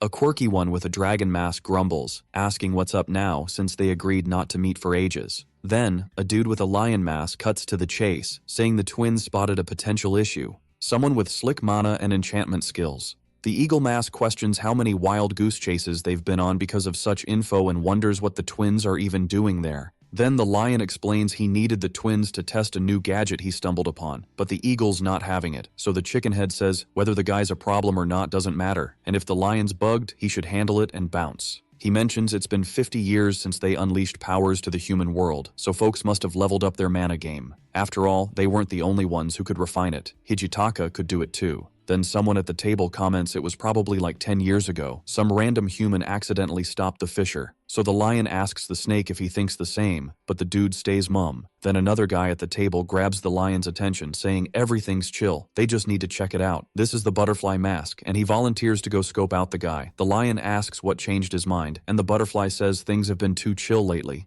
Maybe the twins spotted the swordsman. Everyone remembers the magic sword, and if that's the case. But the lion chuckles, saying in their world, that's just a bedtime story. Meanwhile, on TV, Sho Kuretani pops up again. He's the buzz right now, so Kaoru asks if he's trying to build a public persona. The protagonist shakes his Nescau and says people see what they want to see. He just gives a general vibe, and they fill in the blanks. Then the woman asks if the young man's all right. Our guy's all suited up, and instead of answering, notes that the major seems distracted. Sho tells the military woman to keep it simple and decide if what happened was necessary or not. Kaoru stays quiet for a second. Then she tosses a small bag on the table and says, "Yep, it was necessary to take down a criminal threatening the whole country." The protagonist eyes the small bag and asks if that's necessary too. And the major replies that for someone in the control unit, yep, it was. In the small bag was the phone of the criminal he dealt with. The woman says since he helped, she won't go after him, but she'd like the protagonist to join the control unit. The government would back his moves and hook him up with the gear he needs. Kaoru starts listing the perks, but he cuts her off, thanking her for the offer but saying he's not interested. However, he adds something odd to his response. He mentions Jushima or Toyama would dig the proposal, both criminals he took down. Then the woman gets puzzled and asks what he means by that. But before he could answer, it clicks for her. Both Jushima's deadly poison ability and Toyama's Hand of the End ability got hyped by reporters as some of Sho Kuretani's epic skills. Kaoru's jaw drops, asking all panicky if Shu can actually swipe abilities, and he tells her to chill. The main dude spills the beans, saying since she's super smart, she should get why he bothered explaining. He tells the major she definitely wouldn't want to be used as bait. The woman just stands there, frozen, 'cause stealing abilities is mind-blowing. Then the guy gets up, thanks her for getting it, and says he's got to bounce for another gig. But before he jets, he pats Kaoru's shoulder, leaving her all surprised. And then he says he's stoked to team up with her later, leaving the major totally speechless. Cut to a killer sunset at the hospital, the spiritual pills kicking in. The main dude's stats are leveling up without him even trying. Plus, he's snagged 4 more abilities from the heretics, but that word's bugging him. He's deep in thought. There's gotta be a reason the system calls his foes heretics. Aries' smile snaps him back to reality. Then he asks how the girl's feeling, and she says she still needs some tests, but her mana allergy seems cured. Shu wonders if the fisher did the trick, and she admits that's her guess too. Then he jokes it's a bummer 'cause she won't need those spiritual pills he whipped up, but she freaks out, saying she'll take anything he offers. Our hero watches, grinning as she munches the magic pills. If her bro saw her now, he'd be stoked. Then, being all responsible, he asks if she needs anything else. Aerie pauses, thinking hard. She soon spills that she wants to be a hunter, but he warns it's risky business. She doesn't care. She's all in. saying danger doesn't mean she's weak. This is the world her brother dreamed of, and she wants to see it for herself. While Aries buzzing, the main dude spots a tiny mana trace and gets curious, but his phone rings, pulling him away from the girl. He picks up, and it's Tamura from the Hunters Association, the guy who always pops up when things go sideways. Tamura's got some juicy info for him, so he asks if he's got a sec to chat. Aerie gets it, knowing our hero's got a packed schedule, and waves him off. Sho decides the mana trace was just his imagination and waves back as he heads out. Then we fast forward a month. Someone's grumbling about life at a subway station. On a phone screen, someone's theorizing on Twitter about Japan's first ex-ranker making a comeback. Then Shin asks if these wild theories don't tick him off. But Shu says what's annoying is his apprentice still being stuck in rank C despite his coaching. Maybe he should push harder. The boy argues the master thinks this because he's got a skewed view. For a regular hunter, he's actually leveling up fast. Then the main dude goes all mom mode, saying he's not like everyone else. If he gets comfy, he won't grow right. Shin tries to argue back, but the teacher's look says it's a lost cause. So the apprentice switches gears, wondering what the association wants with the young man. Shu says they'll only know once they get there. Tamura's waiting at the reception to welcome them, and the main dude says it's a surprise seeing him in person. Tamura explains they figured a familiar face would be better, and without wasting time, asks if they're ready, since the Hunters Association president is waiting for the main dude. So our hero heads to the top of the massive association building. The president, Wakamatsu, apologizes for dragging him all the way there. Then he introduces himself to the young men who obviously know who he is. The young men introduce themselves back, Shu locking eyes with the man and Shin bowing. Wakamatsu notes Shin's grown a ton and says his grandpa would be proud. The boy blushes and changes the topic, asking about the old man. So, the prez is all, yo, I'd love to chat with my old buddy's grandson, but I can't.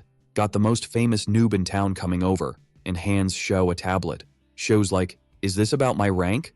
And the prez nods, yep, you're rank A now, and Sho's mind is blown. Prez spills the tea, saying it took a hot minute cause some folks weren't on board. Not even Sora Aoki hit rank A that fast. But Sho's not having it. He's all, nah, I deserve rank S, and I'm ready to prove it. Wakamatsu's like, can't just hand out rank S, you gotta earn it, my dude. But then, the prez drops a bombshell suggestion. Shu's all ears. What's the plan, chief? Prez explains, since the Raymara Labyrinth incident, dungeons are wild and out, changing all the time. The Aishi Cave went from rank S to SS, with monsters at Guardian level. The escort team found out after trying to pew-pew them. Shu's brain clicks. If they're Guardians, there's gotta be a core, maybe a Fisher. Prez is like, that's where you come in, help us out, and you might just snag that rank S. Shu's curious, why's Wakamatsu being so chill with a noob like me? And the old dude's like, been watching you, kid. Shu notes, extermination teams are guild only, right? Prez asks, thinking of starting your own guild? And Shu's like, yup, it's about time. Wakamatsu gives Shu a firm handshake. Tamura will fill you in, good luck, champ. Shu's grateful to Hijitaka, thinking, couldn't hit up an S-rank dungeon without him, time to start the guild. Shin's curious, why now? And Sho admits, just waiting for the right moment. Apprentice is like, what's the guild name gonna be? Shu's deep in thought, perfect chance to catch the eye of folks from my past life. He mulls over names, maybe the continent, God Adea, or Overlord. Realizes bad memories are clouding the good ones, feels a bit meh. But no time for emo vibes, decides the guild's name will be Overlord. Shin jokes, right now it's a 2-person guild, and Shu asks if he's got anyone in mind. Shin's like, we need a healer, supports are key for dungeons.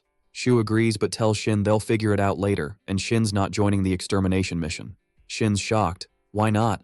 And Shu's like, too risky, bro. Shin's got mad skills, will master dragon mana enchantment someday, but not yet. Shu explains, it's an S-rank dungeon, can't promise your safety. Shin insists, wanna roll with big bro, only way to level up. Shu turns away, hiding how proud he is of Shin's words. Then, it's mall time for our hero. Shin's like, master, buying me stuff too? And Shu's like, of course, gotta gear up my star tank. At the mall, a mysterious glasses and mask suspect tells Sho, can't just summon me whenever.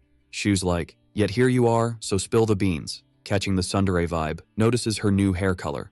Sora dodges, I'll explain later, then asks what Shu needs.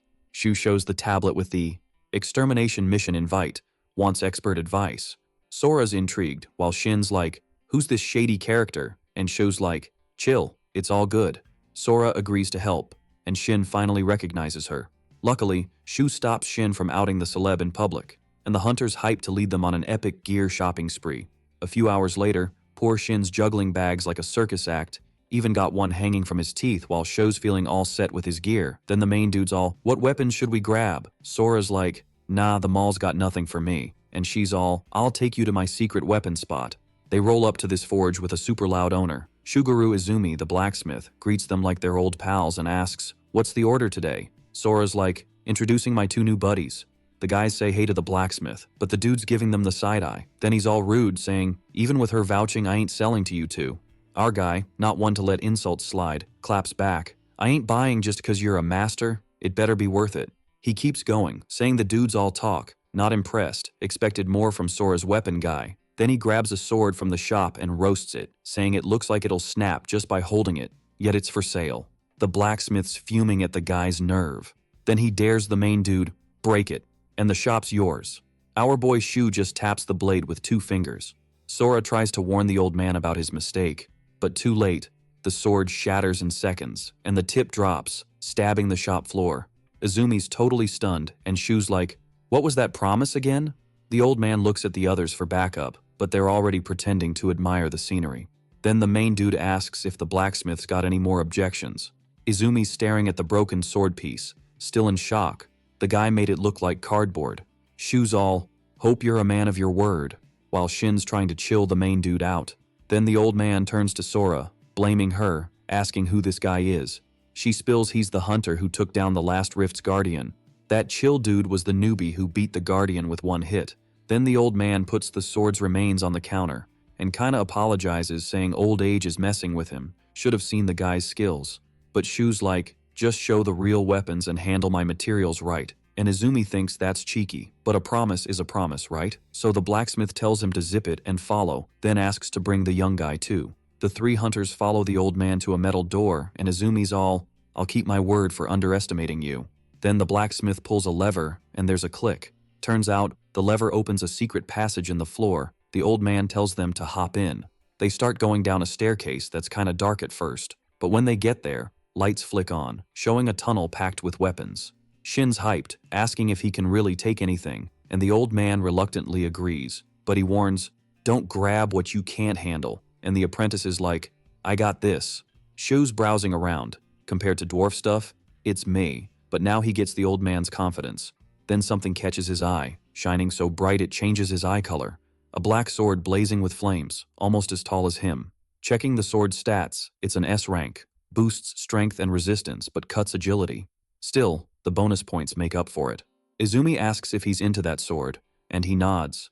Definitely quality work. Then the blacksmith explains it's made from a guardian monster's remains from 11 years ago, rare even overseas. And then he tosses a cloth from his clothes onto the sword. The cloth just disintegrates into dust as it gets close. Izumi's all, "Yo, anything this thing touches goes up in flames." And it was found chillin' next to a guardian fragment. Then Shu's like, "Why'd they just leave something so epic lying around?" The old dude's all, "Well, the rift from 11 years ago from this crazy infernal fire dungeon took forever to close, and a bunch of people got sucked in. So, the hunters kinda decided it was a no-go zone for loot. Anyway, as long as no one messes with the sword, we're all good." But then, of course, our main guy grabs the sword, and boom, flames everywhere. Izumi's so shocked, he literally falls backward. Shu's all chill, saying he just wanted to check out the SS Guardian patterns while holding the ashen infernal blade. The old man yells from the ground, "Kid, you nuts! An SS Dungeon Guardian fragment ain't for rookies." Sora and Shin hear the chaos, and start freaking out too. But surprise, surprise, the skill he got from beating Hijitaka is super handy. This man has got a mind of its own. Shu holds the sword sideways, and all these past images pop up, then he calls Sora over to continue their last lesson. The hunter's like, "Wait, what?" The young dude keeps talking. If she followed his last tips, she'll get it. No forcing it, just let it flow. And since she hooked him up with cool gear, he's gonna show her how it's done. Meanwhile, Shin's checking if the old guy's okay. What a sweetheart. The main guy starts focusing mana in his hands. The sword's acting all rebellious, like a teenager. Shu stretches the weapon, working the mana flow. No blinking, just pure concentration. Then, bam, a mysterious glow surrounds him. He's just crafted these delicate mana lines. While he's doing his thing, he tells the hunter she needs to tweak her energy to match the target. Shu wraps the sword in a mana net and kicks out the guardian inside. 'Cause now, the sword's his. The main dude battles the sword's nature using his power as a leash. Shin's always blown away by his master, and Izumi's gotta be glad he got out of bed today. Meanwhile, Sora's realizing she's got a lot to learn. Shu finally tames the sword, calming its flames. The old man's in shock at the Guardian Fragment's new vibe. Then the main guy's like, let's test this bad boy. He does a quick weight check, and then tests the explosive mana power in the weapon. When he's done, the blade glows and starts turning into a bracelet on Shu's wrist. Turns out, the gear's original form is a bracelet. This is some next level tech. Out of nowhere, a system screen pops up for our hero. He's just unlocked a skill called Martial Arts Master, letting him wield any weapon. Shu's stoked that the experience brought back one of his old traits, then tells the blacksmith he's keeping the sword. Before he can bounce, Sora's like, hold up, feeling he dropped too much knowledge on the tour, then asks if she's got more deets. Then the hunter warns him about the rank S dungeon mission, and the main guy's like, why the sudden warning? Sora spills that he's got a lot of haters among hunters, and an isolated dungeon's prime for betrayal. Finally, she says he should watch out for high-level hunters and that her guild's got his back if needed. But Shu's like, I got this. She nods. If he soloed Hijitaka, he's probably overthinking, so he says he'll catch her in the dungeon and bounces. A few days later, tons of hunters gather at a camp in Aichi province, right by the rank S dungeon portal called Magnus's Cradle. Some hunters are lugging heavy bags of supplies. Shin's like, as expected, a rank S dungeon's got everyone on edge, and the main guy's like, no worries, but yeah, the vibe's off. Pro hunters usually get hyped for dungeons like these. Sho tells the apprentice it'd be nice if the hunters were actually pumped, but the kid's confused. All around, people are eyeing their two-person guild, without even trying to hide their dislike and bad vibes. Looks like Sora Aoki wasn't kidding. This crowd's gonna be a total headache. So, our hero heads to the guildmaster's tent. He rolls in, saying he's Sho Kiritani, boss of the Overlord Guild. Yuki Yasuda, boss of the Arrow Guild, just sits there like a statue. And Nami Yamagawa, boss of the Yamabiko Guild, is too busy gaming on her phone to care. Sho takes a seat. Seems like everyone else is acting like he's invisible. Then, someone barges in with an axe, almost ripping the tent apart. It's the big dude, Jin Arakawa, leader of the Titanic Guild, asking if Group 3 is just these peeps. Our hero introduces himself to the new guy, but the big dude cracks a joke, asking what kind of guild has only 2 members. Jin stands in front of the young guy, saying he heard about him. He's the dude who took down Hijitaka, but the young guy says it was just luck. And the big dude nods, like he's putting the young guy in his place. After all, Jin met Hijitaka at his best, and even now, he couldn't handle that beast, let alone a newbie.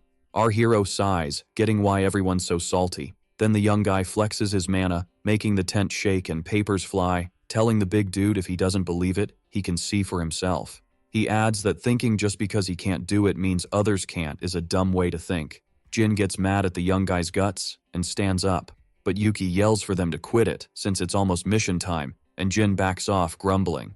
Yet the big dude's got more to say. He steps up to the hero, puts a hand on his shoulder, and warns him. He wants to see how long his nonsense lasts. Shu just brushes off his shoulder like, ever heard of personal space, dude? Why all the monsters in Magnus's Cradle are Guardian level is a mystery, but it's easy to guess there's a dungeon core.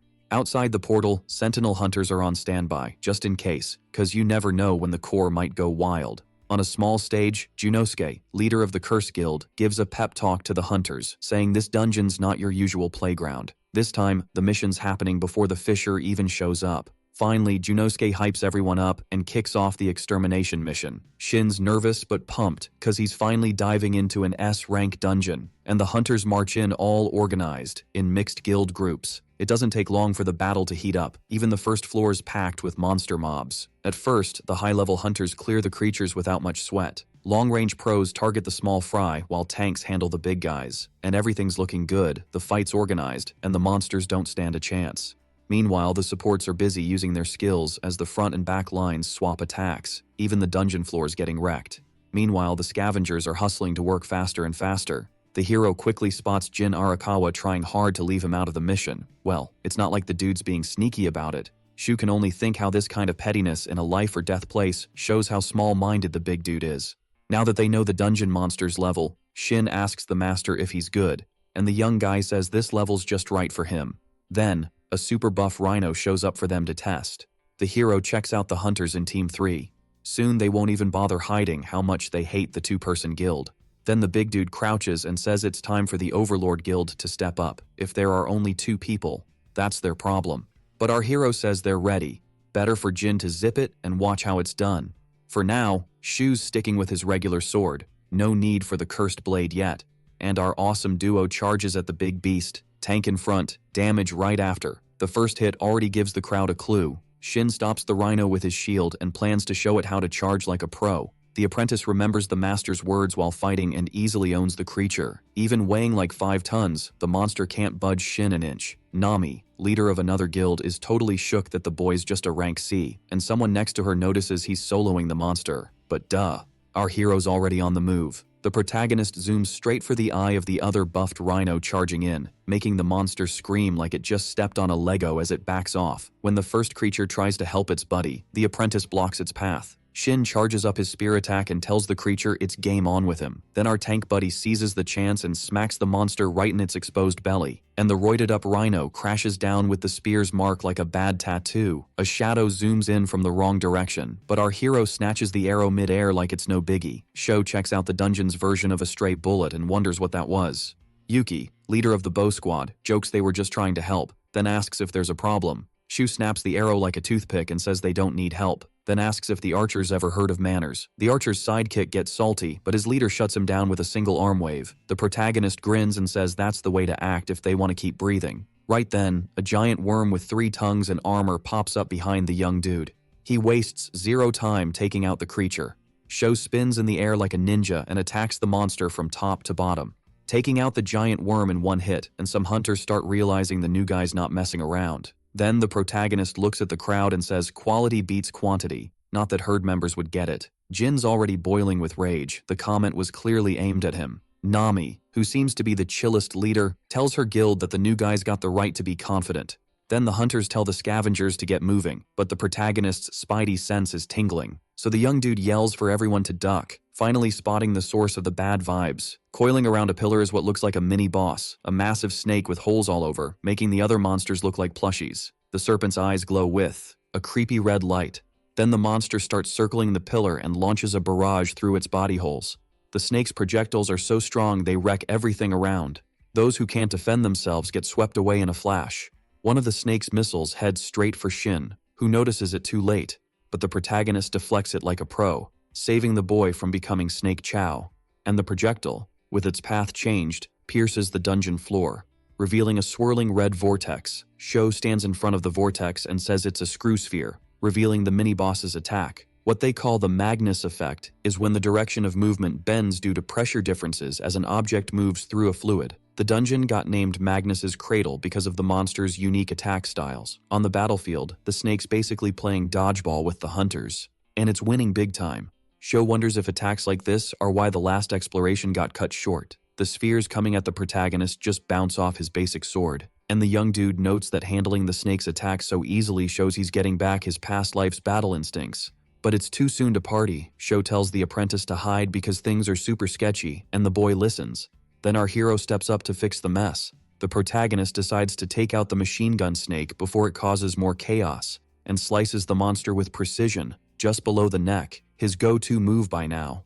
Then the apprentice comes to thank Sho for handling the big mess, but something unexpected happens. Jin Arakawa uses the chaos to put an axe to Shin's neck, taking the boy hostage. Sho sighs, annoyed he was too busy trying to take down the mini-boss fast, and thinks the dude must be nuts to pull a stunt like this in front of everyone. But around them, the hunters are losing it, battling each other. Some are totally bonkers, and those who aren't are grabbing talismans to deal with the chaos. The ones not fighting are busy capturing the hunters who are still having wild seizures. Meanwhile, the sane healers and mages are patching up those who got wrecked by the machine gun snake's attack. Sho peeps at the ground and spots that as the spheres chill out, they start spewing a mind-bending gas, but everyone's too caught up to notice.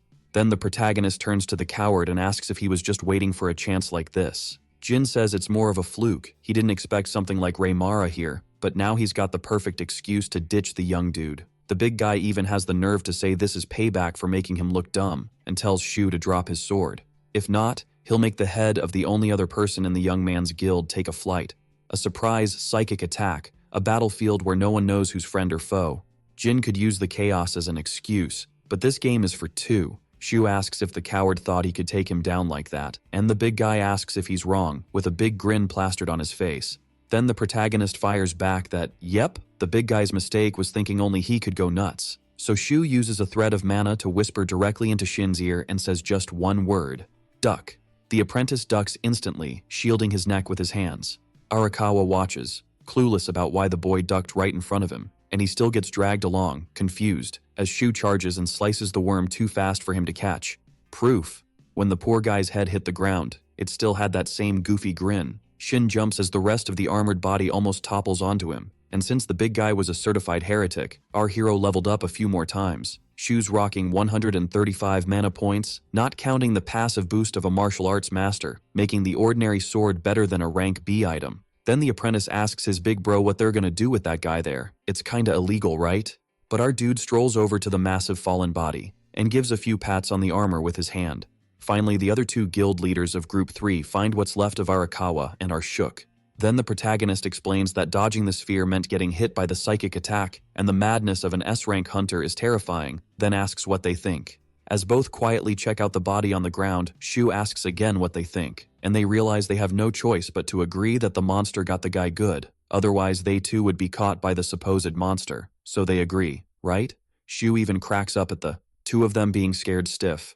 Meanwhile, in Sora's private tent, the young woman is chilling, reading fanfic on the tablet, but an energy vibes into the tent, and she senses that a familiar aura is rolling in. Then the hunter steps out to greet the guy who always pops up whenever he wants. But the protagonist notices she was already expecting him. Sora says that obviously, he's the only one who'd roll in like that. Then the girl cuts to the chase and asks what went down, if some other hunter messed with him. Sho replies that he's already sorted out his beef with the other hunters. He's more curious about what Sora will do now that the teams have cleared the first floor. The young woman is miffed. He didn't even ask how she was. The protagonist explains that you can see that with your eyes. If she wasn't well, Squad 1 wouldn't have even returned. She sighs and replies that Squad 1 was no different from Squad 3, which also only managed to return because of Shu. Then Sora explains that now she's joining the elite hunter group and heading up to the second floor before the rest. Few can handle the next level. Shu gets thoughtful. The top-tier hunters know each other and their skills, so the cutoff score must be high. Then our hero asks the SS hunter to put in a good word for him. Sora replies that he's bold, and the protagonist says he thought they were already tight enough. But the girl cuts him off and tells him not to decide alone if they're close or not, especially since they've only met a few times. Then Shu rolls up and offers to teach her some next-level mana tricks in exchange, asking if it's a sweet deal or what. Sora steps back a bit, 'cause, you know, personal space and all, and then she yells in her classic tsundere style, telling him not to get any ideas. Even if her recommendation is top-notch, the guildmaster calls the shots. The boy shrugs it off, saying her recommendation is all that matters. Sora spins around so he can't see her blushing, and says she doesn't need his sweet talk. She storms off, stomping like she's trying to make an earthquake, leaving our dude scratching his head, wondering what he did wrong. Sho decides to check out his loot after dealing with Arakawa before heading back to camp. He pops open the system and throws 10 more points into mana. Taking down the big guy, our hero unlocks his coolest feature, Berserk, which swaps a bit of sanity for a boost in all stats. Doesn't sound too shabby, but he can't think of a time he'd use it. But hey, a skill's a skill. Back at the temp camp at the second floor's entrance, healers are busy patching up the wounded from the last skirmish. Shin tells Sho that the machine gun snake hit Squad 1 too, but they were slow to react, and the damage spread. A few hours later, Junosuke leads the special squad to the second floor. Meanwhile, the rest hold the fort on the first. The apprentice asks the master how he scored a spot on the special squad. Shu just says he used his free pass, poor Sora. Before heading out, our guy tells Shin to hit up the Curse Guild if things go south. Since they know Sora Aoki, he'll be alright. Then the top-tier hunters start climbing the dungeon. Then, on the last step of the stairs, the action kicks off. Something crashes through the ceiling like a wrecking ball. At the front, Junosuke shields the crew from the surprise attack. Again, the hunters face a creature that attacks with the Magnus effect. But this time, the hunter doesn't wait for any surprises and smashes the sphere on the ground. One of the other tanks up front warns the group that these projectiles are way stronger than before. This time they're dodging a rain of bolt spheres, and the hunters under fire watch the trajectory like it's the world's scariest fireworks show. Each defends against the attacks as best they can. Sho notices the monsters seem super prepared, like they were expecting the squad. Then he senses some weird mana vibes from the front. The protagonist looks ahead and sees an army of alien ant soldiers, full of holes and ready to go all out. Way more enemies than expected, like 10 alien ants for each one to take down. And trust me, these creatures are not in a good mood. The alien ant army starts firing hundreds of spheres with the Magnus effect. Several hunters get hit, and it's like a game of dodgeball gone wrong.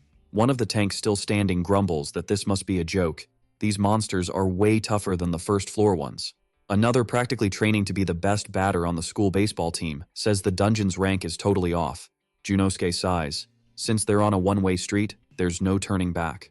Then, the guy's shield starts glowing gold. Might be a bit early for this, but no choice. The Curse Guild leader unleashes a skill called Unshakable Union, an area skill that wraps around the whole elite squad. The monsters get a bit blinded and even back off a little. Then the protagonist notices his HP and stamina are up, along with his resistance, and he wonders if that's Junosuke's skill at work. Meanwhile, the team's spirits are back, and they're ready even if the ant soldiers launch another spinning sphere barrage. One of the mages, totally buffed, raises a massive mana wall, and it's working like a charm. Then the same mage warns there's 30 seconds left before he can use the skill again, and the frontline guys say they'll handle it till then. The folks who got hit earlier are already getting help from support hunters. Shu is blown away by the high-level hunter's perfect teamwork and communication. Then one of those ugly creatures pops up from the ground behind the protagonist, and our guy doesn't even need to fully turn to take down the big ant, just gives it an upward slash and splits the creature in half. Now that they can't attack from a distance, the creatures switch up their strategy.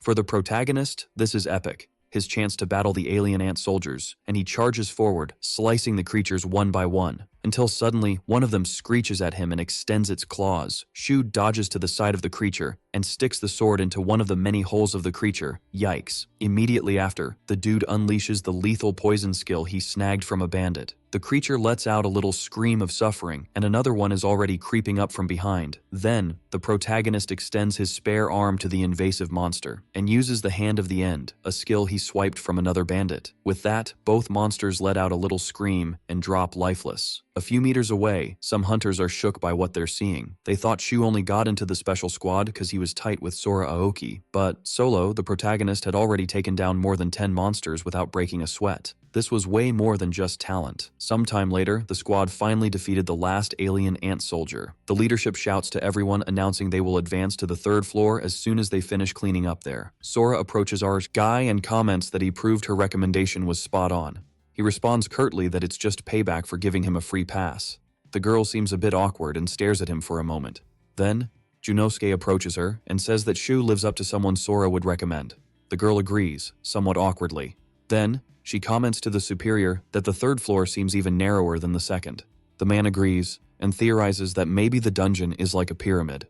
With that said, Sora concludes that maybe they'll finish the mission earlier than expected, and Junosuke warns the girl not to let her guard down, as narrow places can be a trap.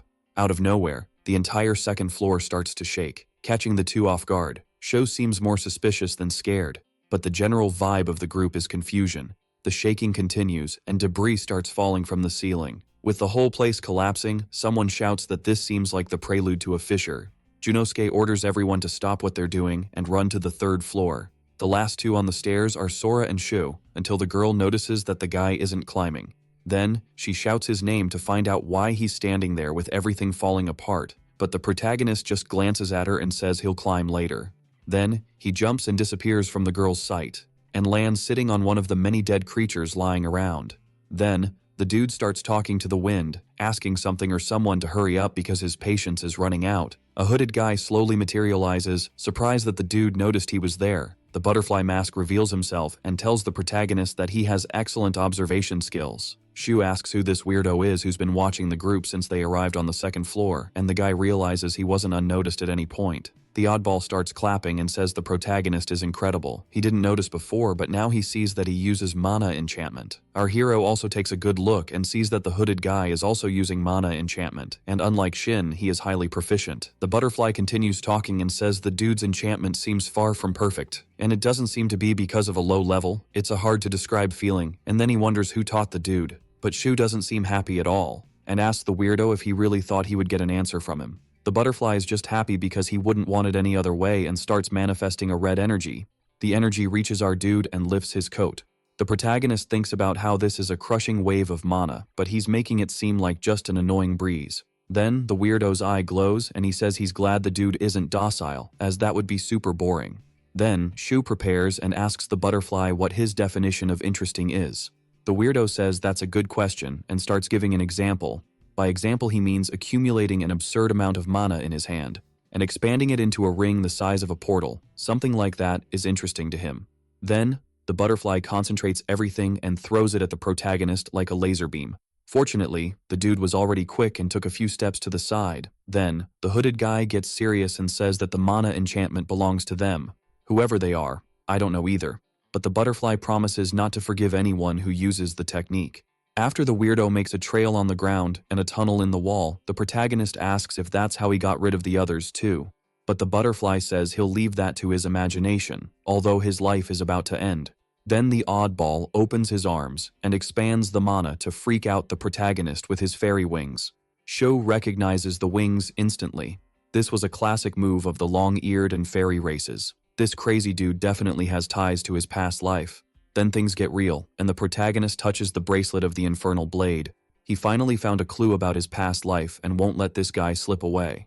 The sword materializes, and Sho seems more than ready to hunt butterflies. But the sketchy villain tells the boy it's pointless trying to look cool now and conjures a fireball in his hand.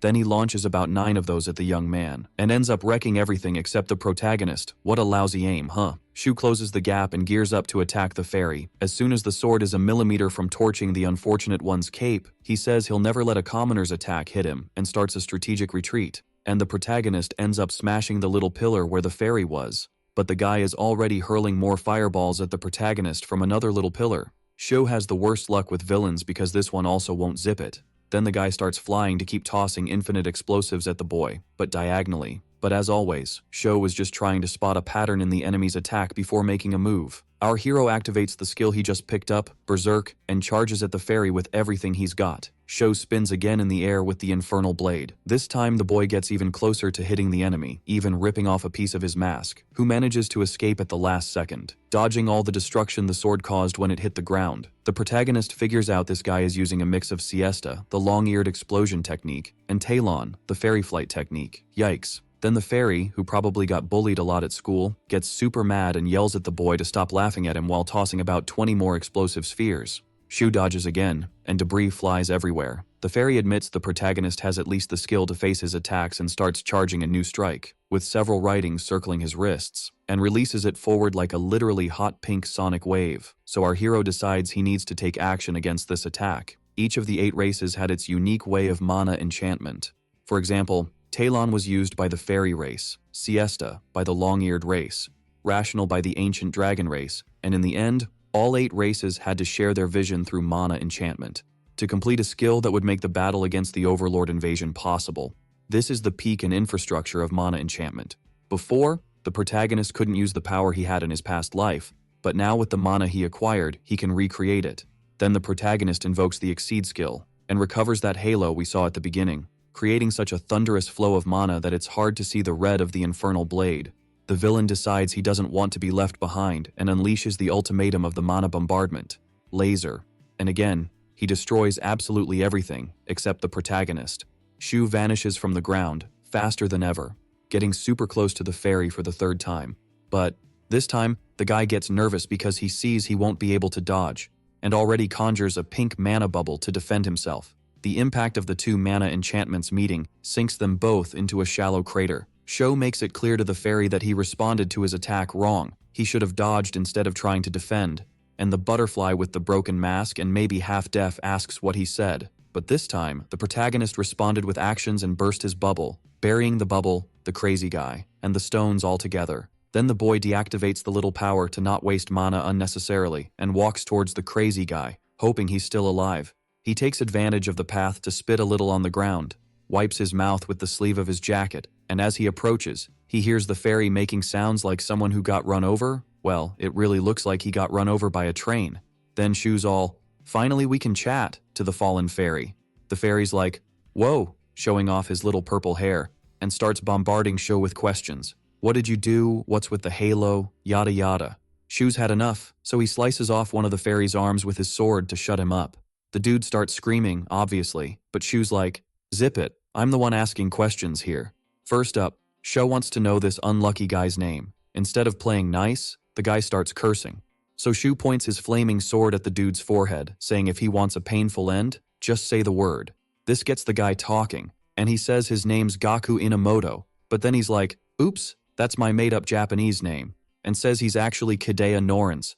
Sho's never heard of this dude in his past life, so he keeps digging. He asks why Norans is there and how he learned the mana enchantment, but the guy's lips are sealed. Shu's getting annoyed, raises his sword, and asks if Norans is deaf or something, but the way the guy shakes his head, it's clear that's not it.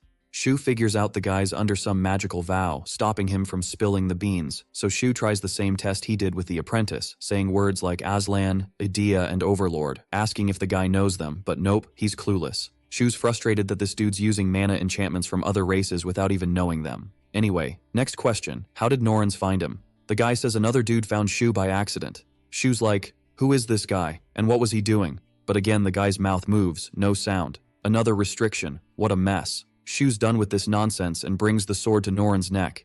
When the guy realizes he's toast, he panics and tries to bargain, offering Sho a spot in his club. But Sho's like, nah, I don't know your motives, but I'm not joining a bunch of assassins. Norans tries threats, saying stronger people from his place won't let it slide.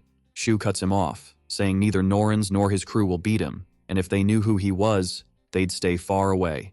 The guy's about to argue, but Shu literally cuts him off. That head flew so far, Shu's probably set a personal record, even took some ground with it. This heretic must have been up to no good, like kicking puppies or something, because Shu leveled up big time, and he got the mana bombardment ability, which Shu thinks is his only reward since the guy had 0 answers, but then the system pops up an extra window. One of Sho's abilities got an upgrade. His signature move, the Executioner, is now rank EX. Shu's like, whoa, because the highest rank known is SSS. Maybe if it goes beyond that, the system can't even show it right. And then, another earthquake hits this dungeon nightmare, but Shu realizes this one's different. This time, the dimension itself is breaking, and merging with the world the hunters call home. Shin comes running all, Master, the fissures opened. Shu tells him to chill and asks where Sora Aoki is. And obviously, she's in the eye of the storm, making lightning rain everywhere. Then Sho sees the dungeon boss invading the world through the fissure. Not just him, but also some creatures that look like a gargoyle Satan mashup. There's one over there on the left that's totally bonkers.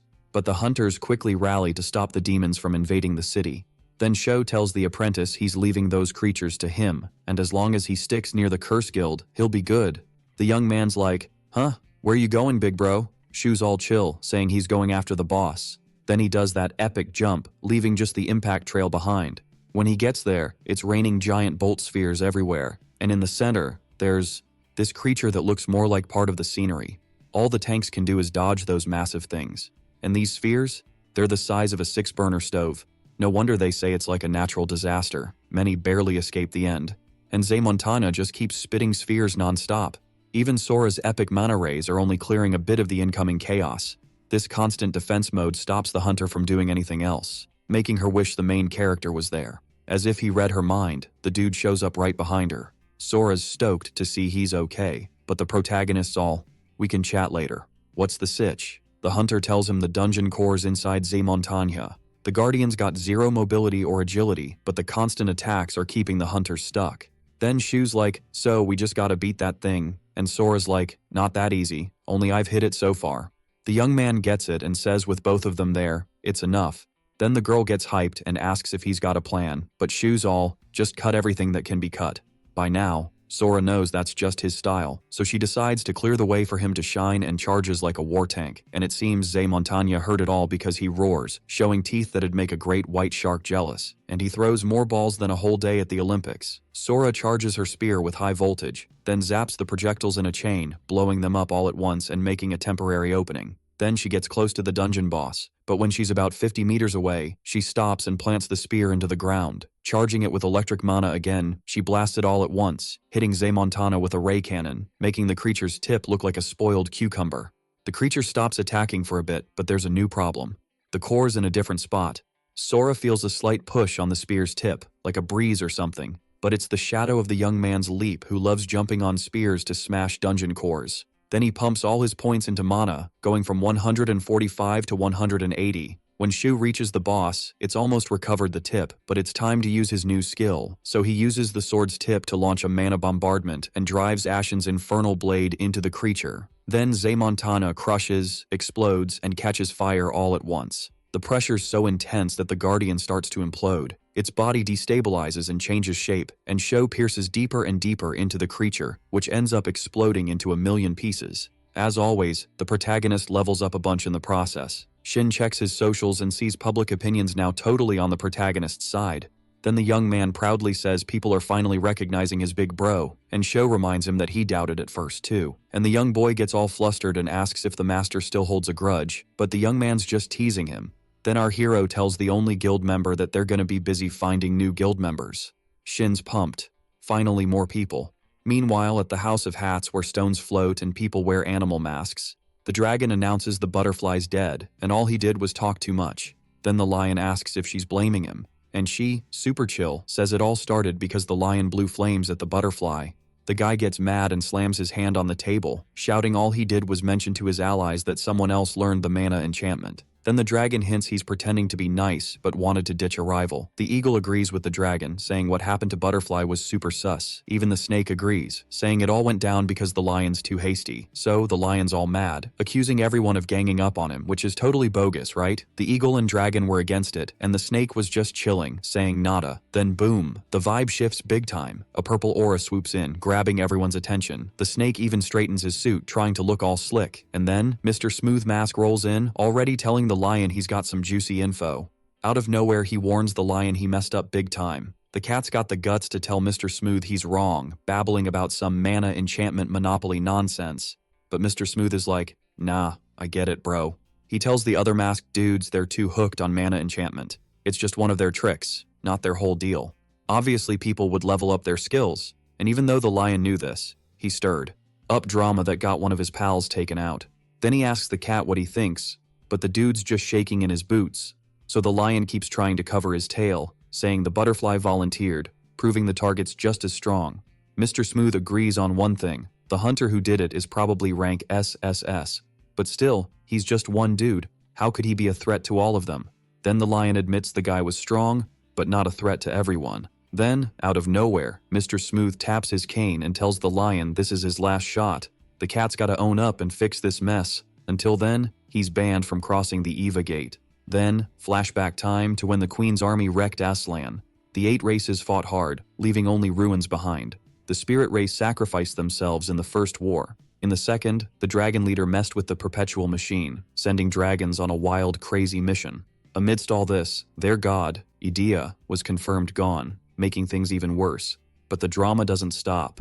Thanks to some beastmen traitors, a third war was brewing.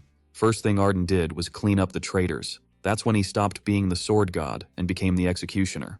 Fast forward to the protagonist's new pill, the unpredictable flavor spectrum, boosting magic stats. He thinks his first try wasn't bad, pops it in his mouth. Then the system screen lights up with the news.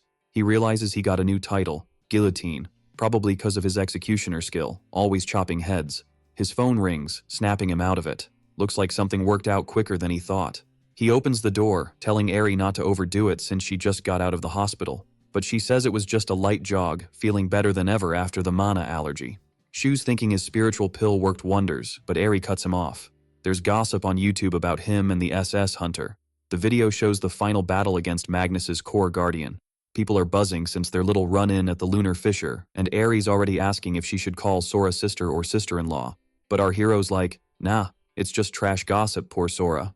Aries all smiles with the news. She asks what kind of girl he likes, bold move, and Sho says he likes the chill ones, then pieces out. Aries gonna have to step up her game. Kaoru's messing with her phone, waiting with her parasol open. Our hero shows up with chocolate, teasing her about being in uniform on the weekend, and she says criminals don't take days off. So he hits up the woman, asking how her case wrapped up. The major's all, just like you said, dude, we found the item in the Hijitaka case. It's a bracelet called Cancelled, which is kind of funny because it cancels out the blocker. But get this, the tech is like 10 years ahead of Japan's game. Shu's all, wait, are you saying another country's in on this? Kaoru's like, pretty sure, and I've got 3 main suspects. First up, Professor Boris, who's got a rep for some sketchy experiments. Then there's Professor Chan Wen, a businessman with major backing from his country. And finally, Professor Steve, who's basically a ghost, just buried in his research. The protagonists all, so we got a mad scientist, a shady businessman, and a research hermit. Out of nowhere, Sho slams his toddy down and asks the major to dig up dirt on some dude named Gaku Inamoto. She's like, I'm not a private eye. But then he's all, nah, Kaoru, you're better than a detective, and you can pay me back whenever. And she's just like, fine, I owe this kid anyway. Next day, Shin's losing it in the new Overlord office, cause everyone got rejected again. The apprentice is like, dude, maybe you're being too picky, chill a bit? But Shu's not having it, he only wants the best in his squad. The poor guy's like, man, I didn't sign up for a two-man guild. Back in my day, it was easier. Shu knows why he picked him. The kid's got mad skills with mana enchantment, but he keeps it on the down low so the kid doesn't get a big head. Someone knocks and they both look up from their tablets. The guy's like, is there anyone left for interviews? But Shin's pretty sure they're done. Outside, there's this super pretty girl, and Shin's already enchanted. But Shu's like, whatever, interview time's over. The girl's like, I know, that's why I'm here now. She's Mitchell Rochelin, a hunter from the US Global Admin, and hands over her card. But our hero's like, nah, not interested, and tries to ghost her with his hood up, leaving her stunned. Before he bails, she's like, wait, I'm not here to recruit you. I'm offering hunters for your guild. Shu stops, curious, so she's pitching American hunters. He figures she did her homework, but doubts hunters would move countries for a new guild. Mitchell's like, the world's going global, people want to face new challenges or invest. Plus, the super rookie Kiritani's guild is all the rage. True, recruiting foreigners isn't against the rules. One name jumps out, an S-rank healer who can also deal damage if needed. The blonde's like, yeah, that's Finn Chandra, who became a hunter after curing mana allergy. Shu thought there were loads of healers on the list, but it makes sense Mitchell knew what his guild needed. She even brought up the mana allergy. The protagonist's impressed with her skills and asks to set up an interview with Finn, but the blonde's like, no need. The guy's confused, like, what do you mean? She explains, the attacking healer's already here in Japan with me. Shu introduces himself to the potential new guild member. Across the table, Finn Chandra looks like a rich kid. Shin's like, I vote yes, but everyone else uses neutral pronouns, so who knows? Shu asks Finn why the guild hopping, and Finn's like, I was outgrowing my old guild, needed something better. Shu's like, confident, huh? But I bet there's more to it. Then he points to Finn's left shoulder, asking if it hurts. Finn gets nervous, and Shu lists the symptoms. Bad pain, gets worse as you level up. Seems Shu remembers someone from his past with the same issue, so he figures Finn can't heal with abilities or find a fix. So this kid asks Shu if he knows how to fix his problem, and Shu's all, yeah, I got this.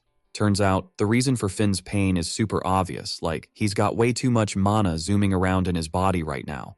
As a healer, Finn should have figured this out, but he came to Japan still clueless, which is kinda desperate, right?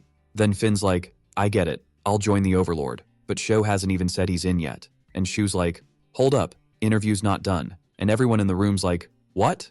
Shu stands up, all dramatic, and says it's time for the practical test. Down in the Overlord Guild's basement, Mitchell's like, Finn, you sure about this fight? Kiritani's a close-range fighter and you're a healer. Plus, Finn's still got this mystery condition, and as an agent, she's worried. But Finn's all ready with his scythe hammer, telling Mitchell not to stress and thanks her for the guild hookup. Shu Kiritani seems like a dude who keeps his promises. And Finn hasn't even signed a contract yet. Then the healer's like, you sure about that tiny sword? And the young man's like, no worries, this'll be quick. Finn copies Shu's jump, leaving a crack in the ground. All epic. The young man goes for an open attack with the hammer side of the scythe, and our hero doesn't even flinch. First attack, the protagonist just dodges with a little torso twist. Then he drops his dollar store sword on the ground like, whatever. Finn takes the bait, distracted by the move. Shu grabs the kid by his fancy shirt collar, and Finn's all tense, squinting his eyes. Shu tosses the rich kid like a sack of potatoes. Finn bounces off the ground, hits the wall, and makes a mini crater. His link's babbling nonsense like, never heard of a skill like that, but the protagonist's like, just gave him a little push. Rich kid's mad, busts out SS super regeneration. Then he charges, feeling like he hit the jackpot. Finn's hammer comes down like a meteor, but Shu's chill, doesn't move. When the hammer's about to hit, the young man dodges, and it's like a bomb went off. Protagonist's like, you trying to hit a giant boss or something? Finn's probably got this habit from high-level dungeons. Shu sees an opening, kicks the boy, who blocks with the scythe handle. But when the kick lands, Finn's quick, conjures a mana shield. Nice reflexes. But the shield leaves his legs open, so the young man trips him. Before Finn hits the ground, the protagonist's already throwing a punch. Finn tries to block with the mana barrier, but still gets hit.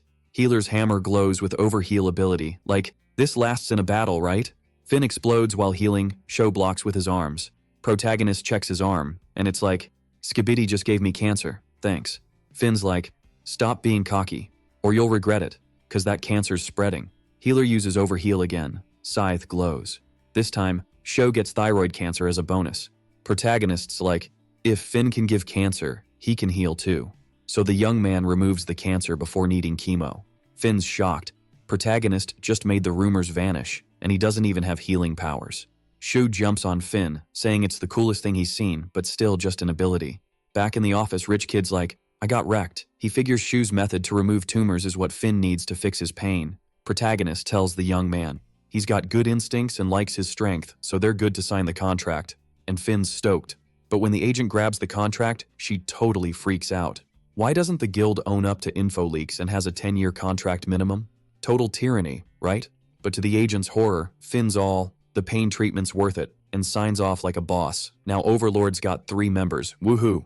The main dude asks the healer if he can call him by his first name, and the boys totally chill with it. Shin rolls in all happy, saying Finn can call him Oni-chan if he wants, but the healer's like, nah, cut the nonsense, I'm a dude. And boom, mystery solved. The apprentice's heart's in pieces. Shin thought Finn was a girl. Oops. Then the tank's like, is she shy cause it's all dudes here? Finn's like, zip it, call me a girl again, and you're toast. While the other 2 are about to throw hands over gender, Shu's just happy his guild's got a solid combat crew now. Meanwhile, at the Japanese Hunters HQ, someone asks if the rumors are true. Malkito Oda, Wakamatsu's buddy and the matter blocker inventor, confirms the monstrosity's hitting Shizuoka in a week. The association's prez is like, gotta call the guildmasters again, no choice. Finn's pumped. Just by using mana right, he's pain-free. Shows like, people rely too much on skills, and Finn's like, Professor Steve's onto something similar. That grabs the young guy's attention. The major mentioned the scientist not long ago. Finn confirms, saying the research will boost status effectiveness. The main dude remembers Steve as a suspect. Soon he'll crack mana enchantment, but no one's finding out about Exceed. Shu sighs. Mana flow training's done. Time for battle training. Amidst palm trees, Finn's yelling at Shin to fight right and face the creature head-on. The apprentice, rocking 2 spears instead of a shield, says he's got it, while the big creature's coming in hot. The tank plants the spears in an X, activating a skill called the Principle of Duality, blocking the creature. Shu notes the apprentice has got the new skill down. Nice. After disarming the monster, Shin chucks a spear. The creature lets out a cute squeal and flies away. But another identical creature shows up and chomps on Shin's left arm, catching him off guard. Finn heals the boy, even though it's gross. And the arm that should be limp is good as new.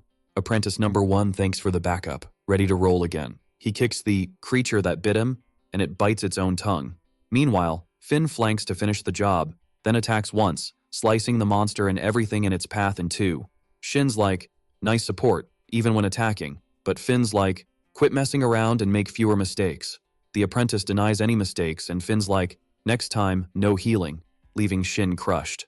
Meanwhile, our hero's just watching the battle. A-rank dungeons need mad prep, but the guild's teamwork makes up for it, so training's paying off. Finn tells the guildmaster all monsters are down, but something's off with the dungeon. Shou's curious. The healer explains A-rank dungeons in the US didn't have creatures this strong, thanks to the monstrosity. Shin's like, what's this monstrosity? Finn spills, it was an event 12 years after the first fissure in America, asking about Japan's last one. The apprentice counts on his fingers. About 13 years, almost 12. To top it off, Jin heard Japan's got more fissures than usual. Maybe a silent disaster's coming. Show's deep in thought, wondering what this monstrosity is. Later, the young dude's home. Eri, who lives with him and acts like his wife, asked what he wants for dinner. The protagonist's feeling a bit awkward, wondering if it's too early for dinner. Then the girl switches it up and mentions he's got a visitor. Shu's super confused, thinking, visitor? What visitor? He doesn't even have friends. In the corner, Sora Aoki's chilling, sipping tea, and she's there because the dude didn't keep his promise. Eri tells Serena and Sho to chat it up while she whips up dinner. The hunter's grateful, totally charmed by her. The protagonist's curious about when they became pals, then sits and admits he didn't know she was so social. The girl's annoyed, saying they're the same age, and unlike him, her sis has a killer personality. The dude spills they're not real siblings. Sora's shocked, almost spills her tea. Shu explains Eri's a relative of a scavenger buddy who passed away on the job. The girl's surprised, thinking it's wild he's so kind-hearted. But enough chit-chat, Sora shows off some sparks from her hand. Out of nowhere, she's zapping the tea, showing off her mana skills. The protagonist notices she nailed the second lesson. Sora says she got it after Magnus's mission, and it's wild she didn't know before. Shu claps, saying she's not the top in the country for nothing. She's embarrassed, tells him to quit teasing and keep his promise. The protagonist hands her a little notebook, saying it'll level her up. Turns out, it's just basic stuff, not even close to mana enchantment. Sora looks a bit doubtful at the notebook. She hands it back. saying she prefers learning in real battles. Our hero's cool with it, mentioning he's got a training room now. Sora agrees and says she's heading out, but when she stands, she checks her phone and looks shocked. The protagonist asks what's up with her. She shows him the phone, buzzing with news about some monster. Sho checks it out, surprised, expecting it, but not this soon. It's heading to Shizuoka. Sora dashes off, saying she's off to her guild, tells him she'll see him in Shizuoka, and waves to Eri, the protagonist's already calling the apprentice. Shin's sprinting through the streets, saying he's heading to the guild base. He asks if the protagonist saw the notifications. The young man confirms, especially since he, as guildmaster, got an emergency call. Sho tells the boy he's heading to Shizuoka, but to gear up and wait with Finn. Our video ends here. If you liked it, leave your like. See you next time. Bye-bye.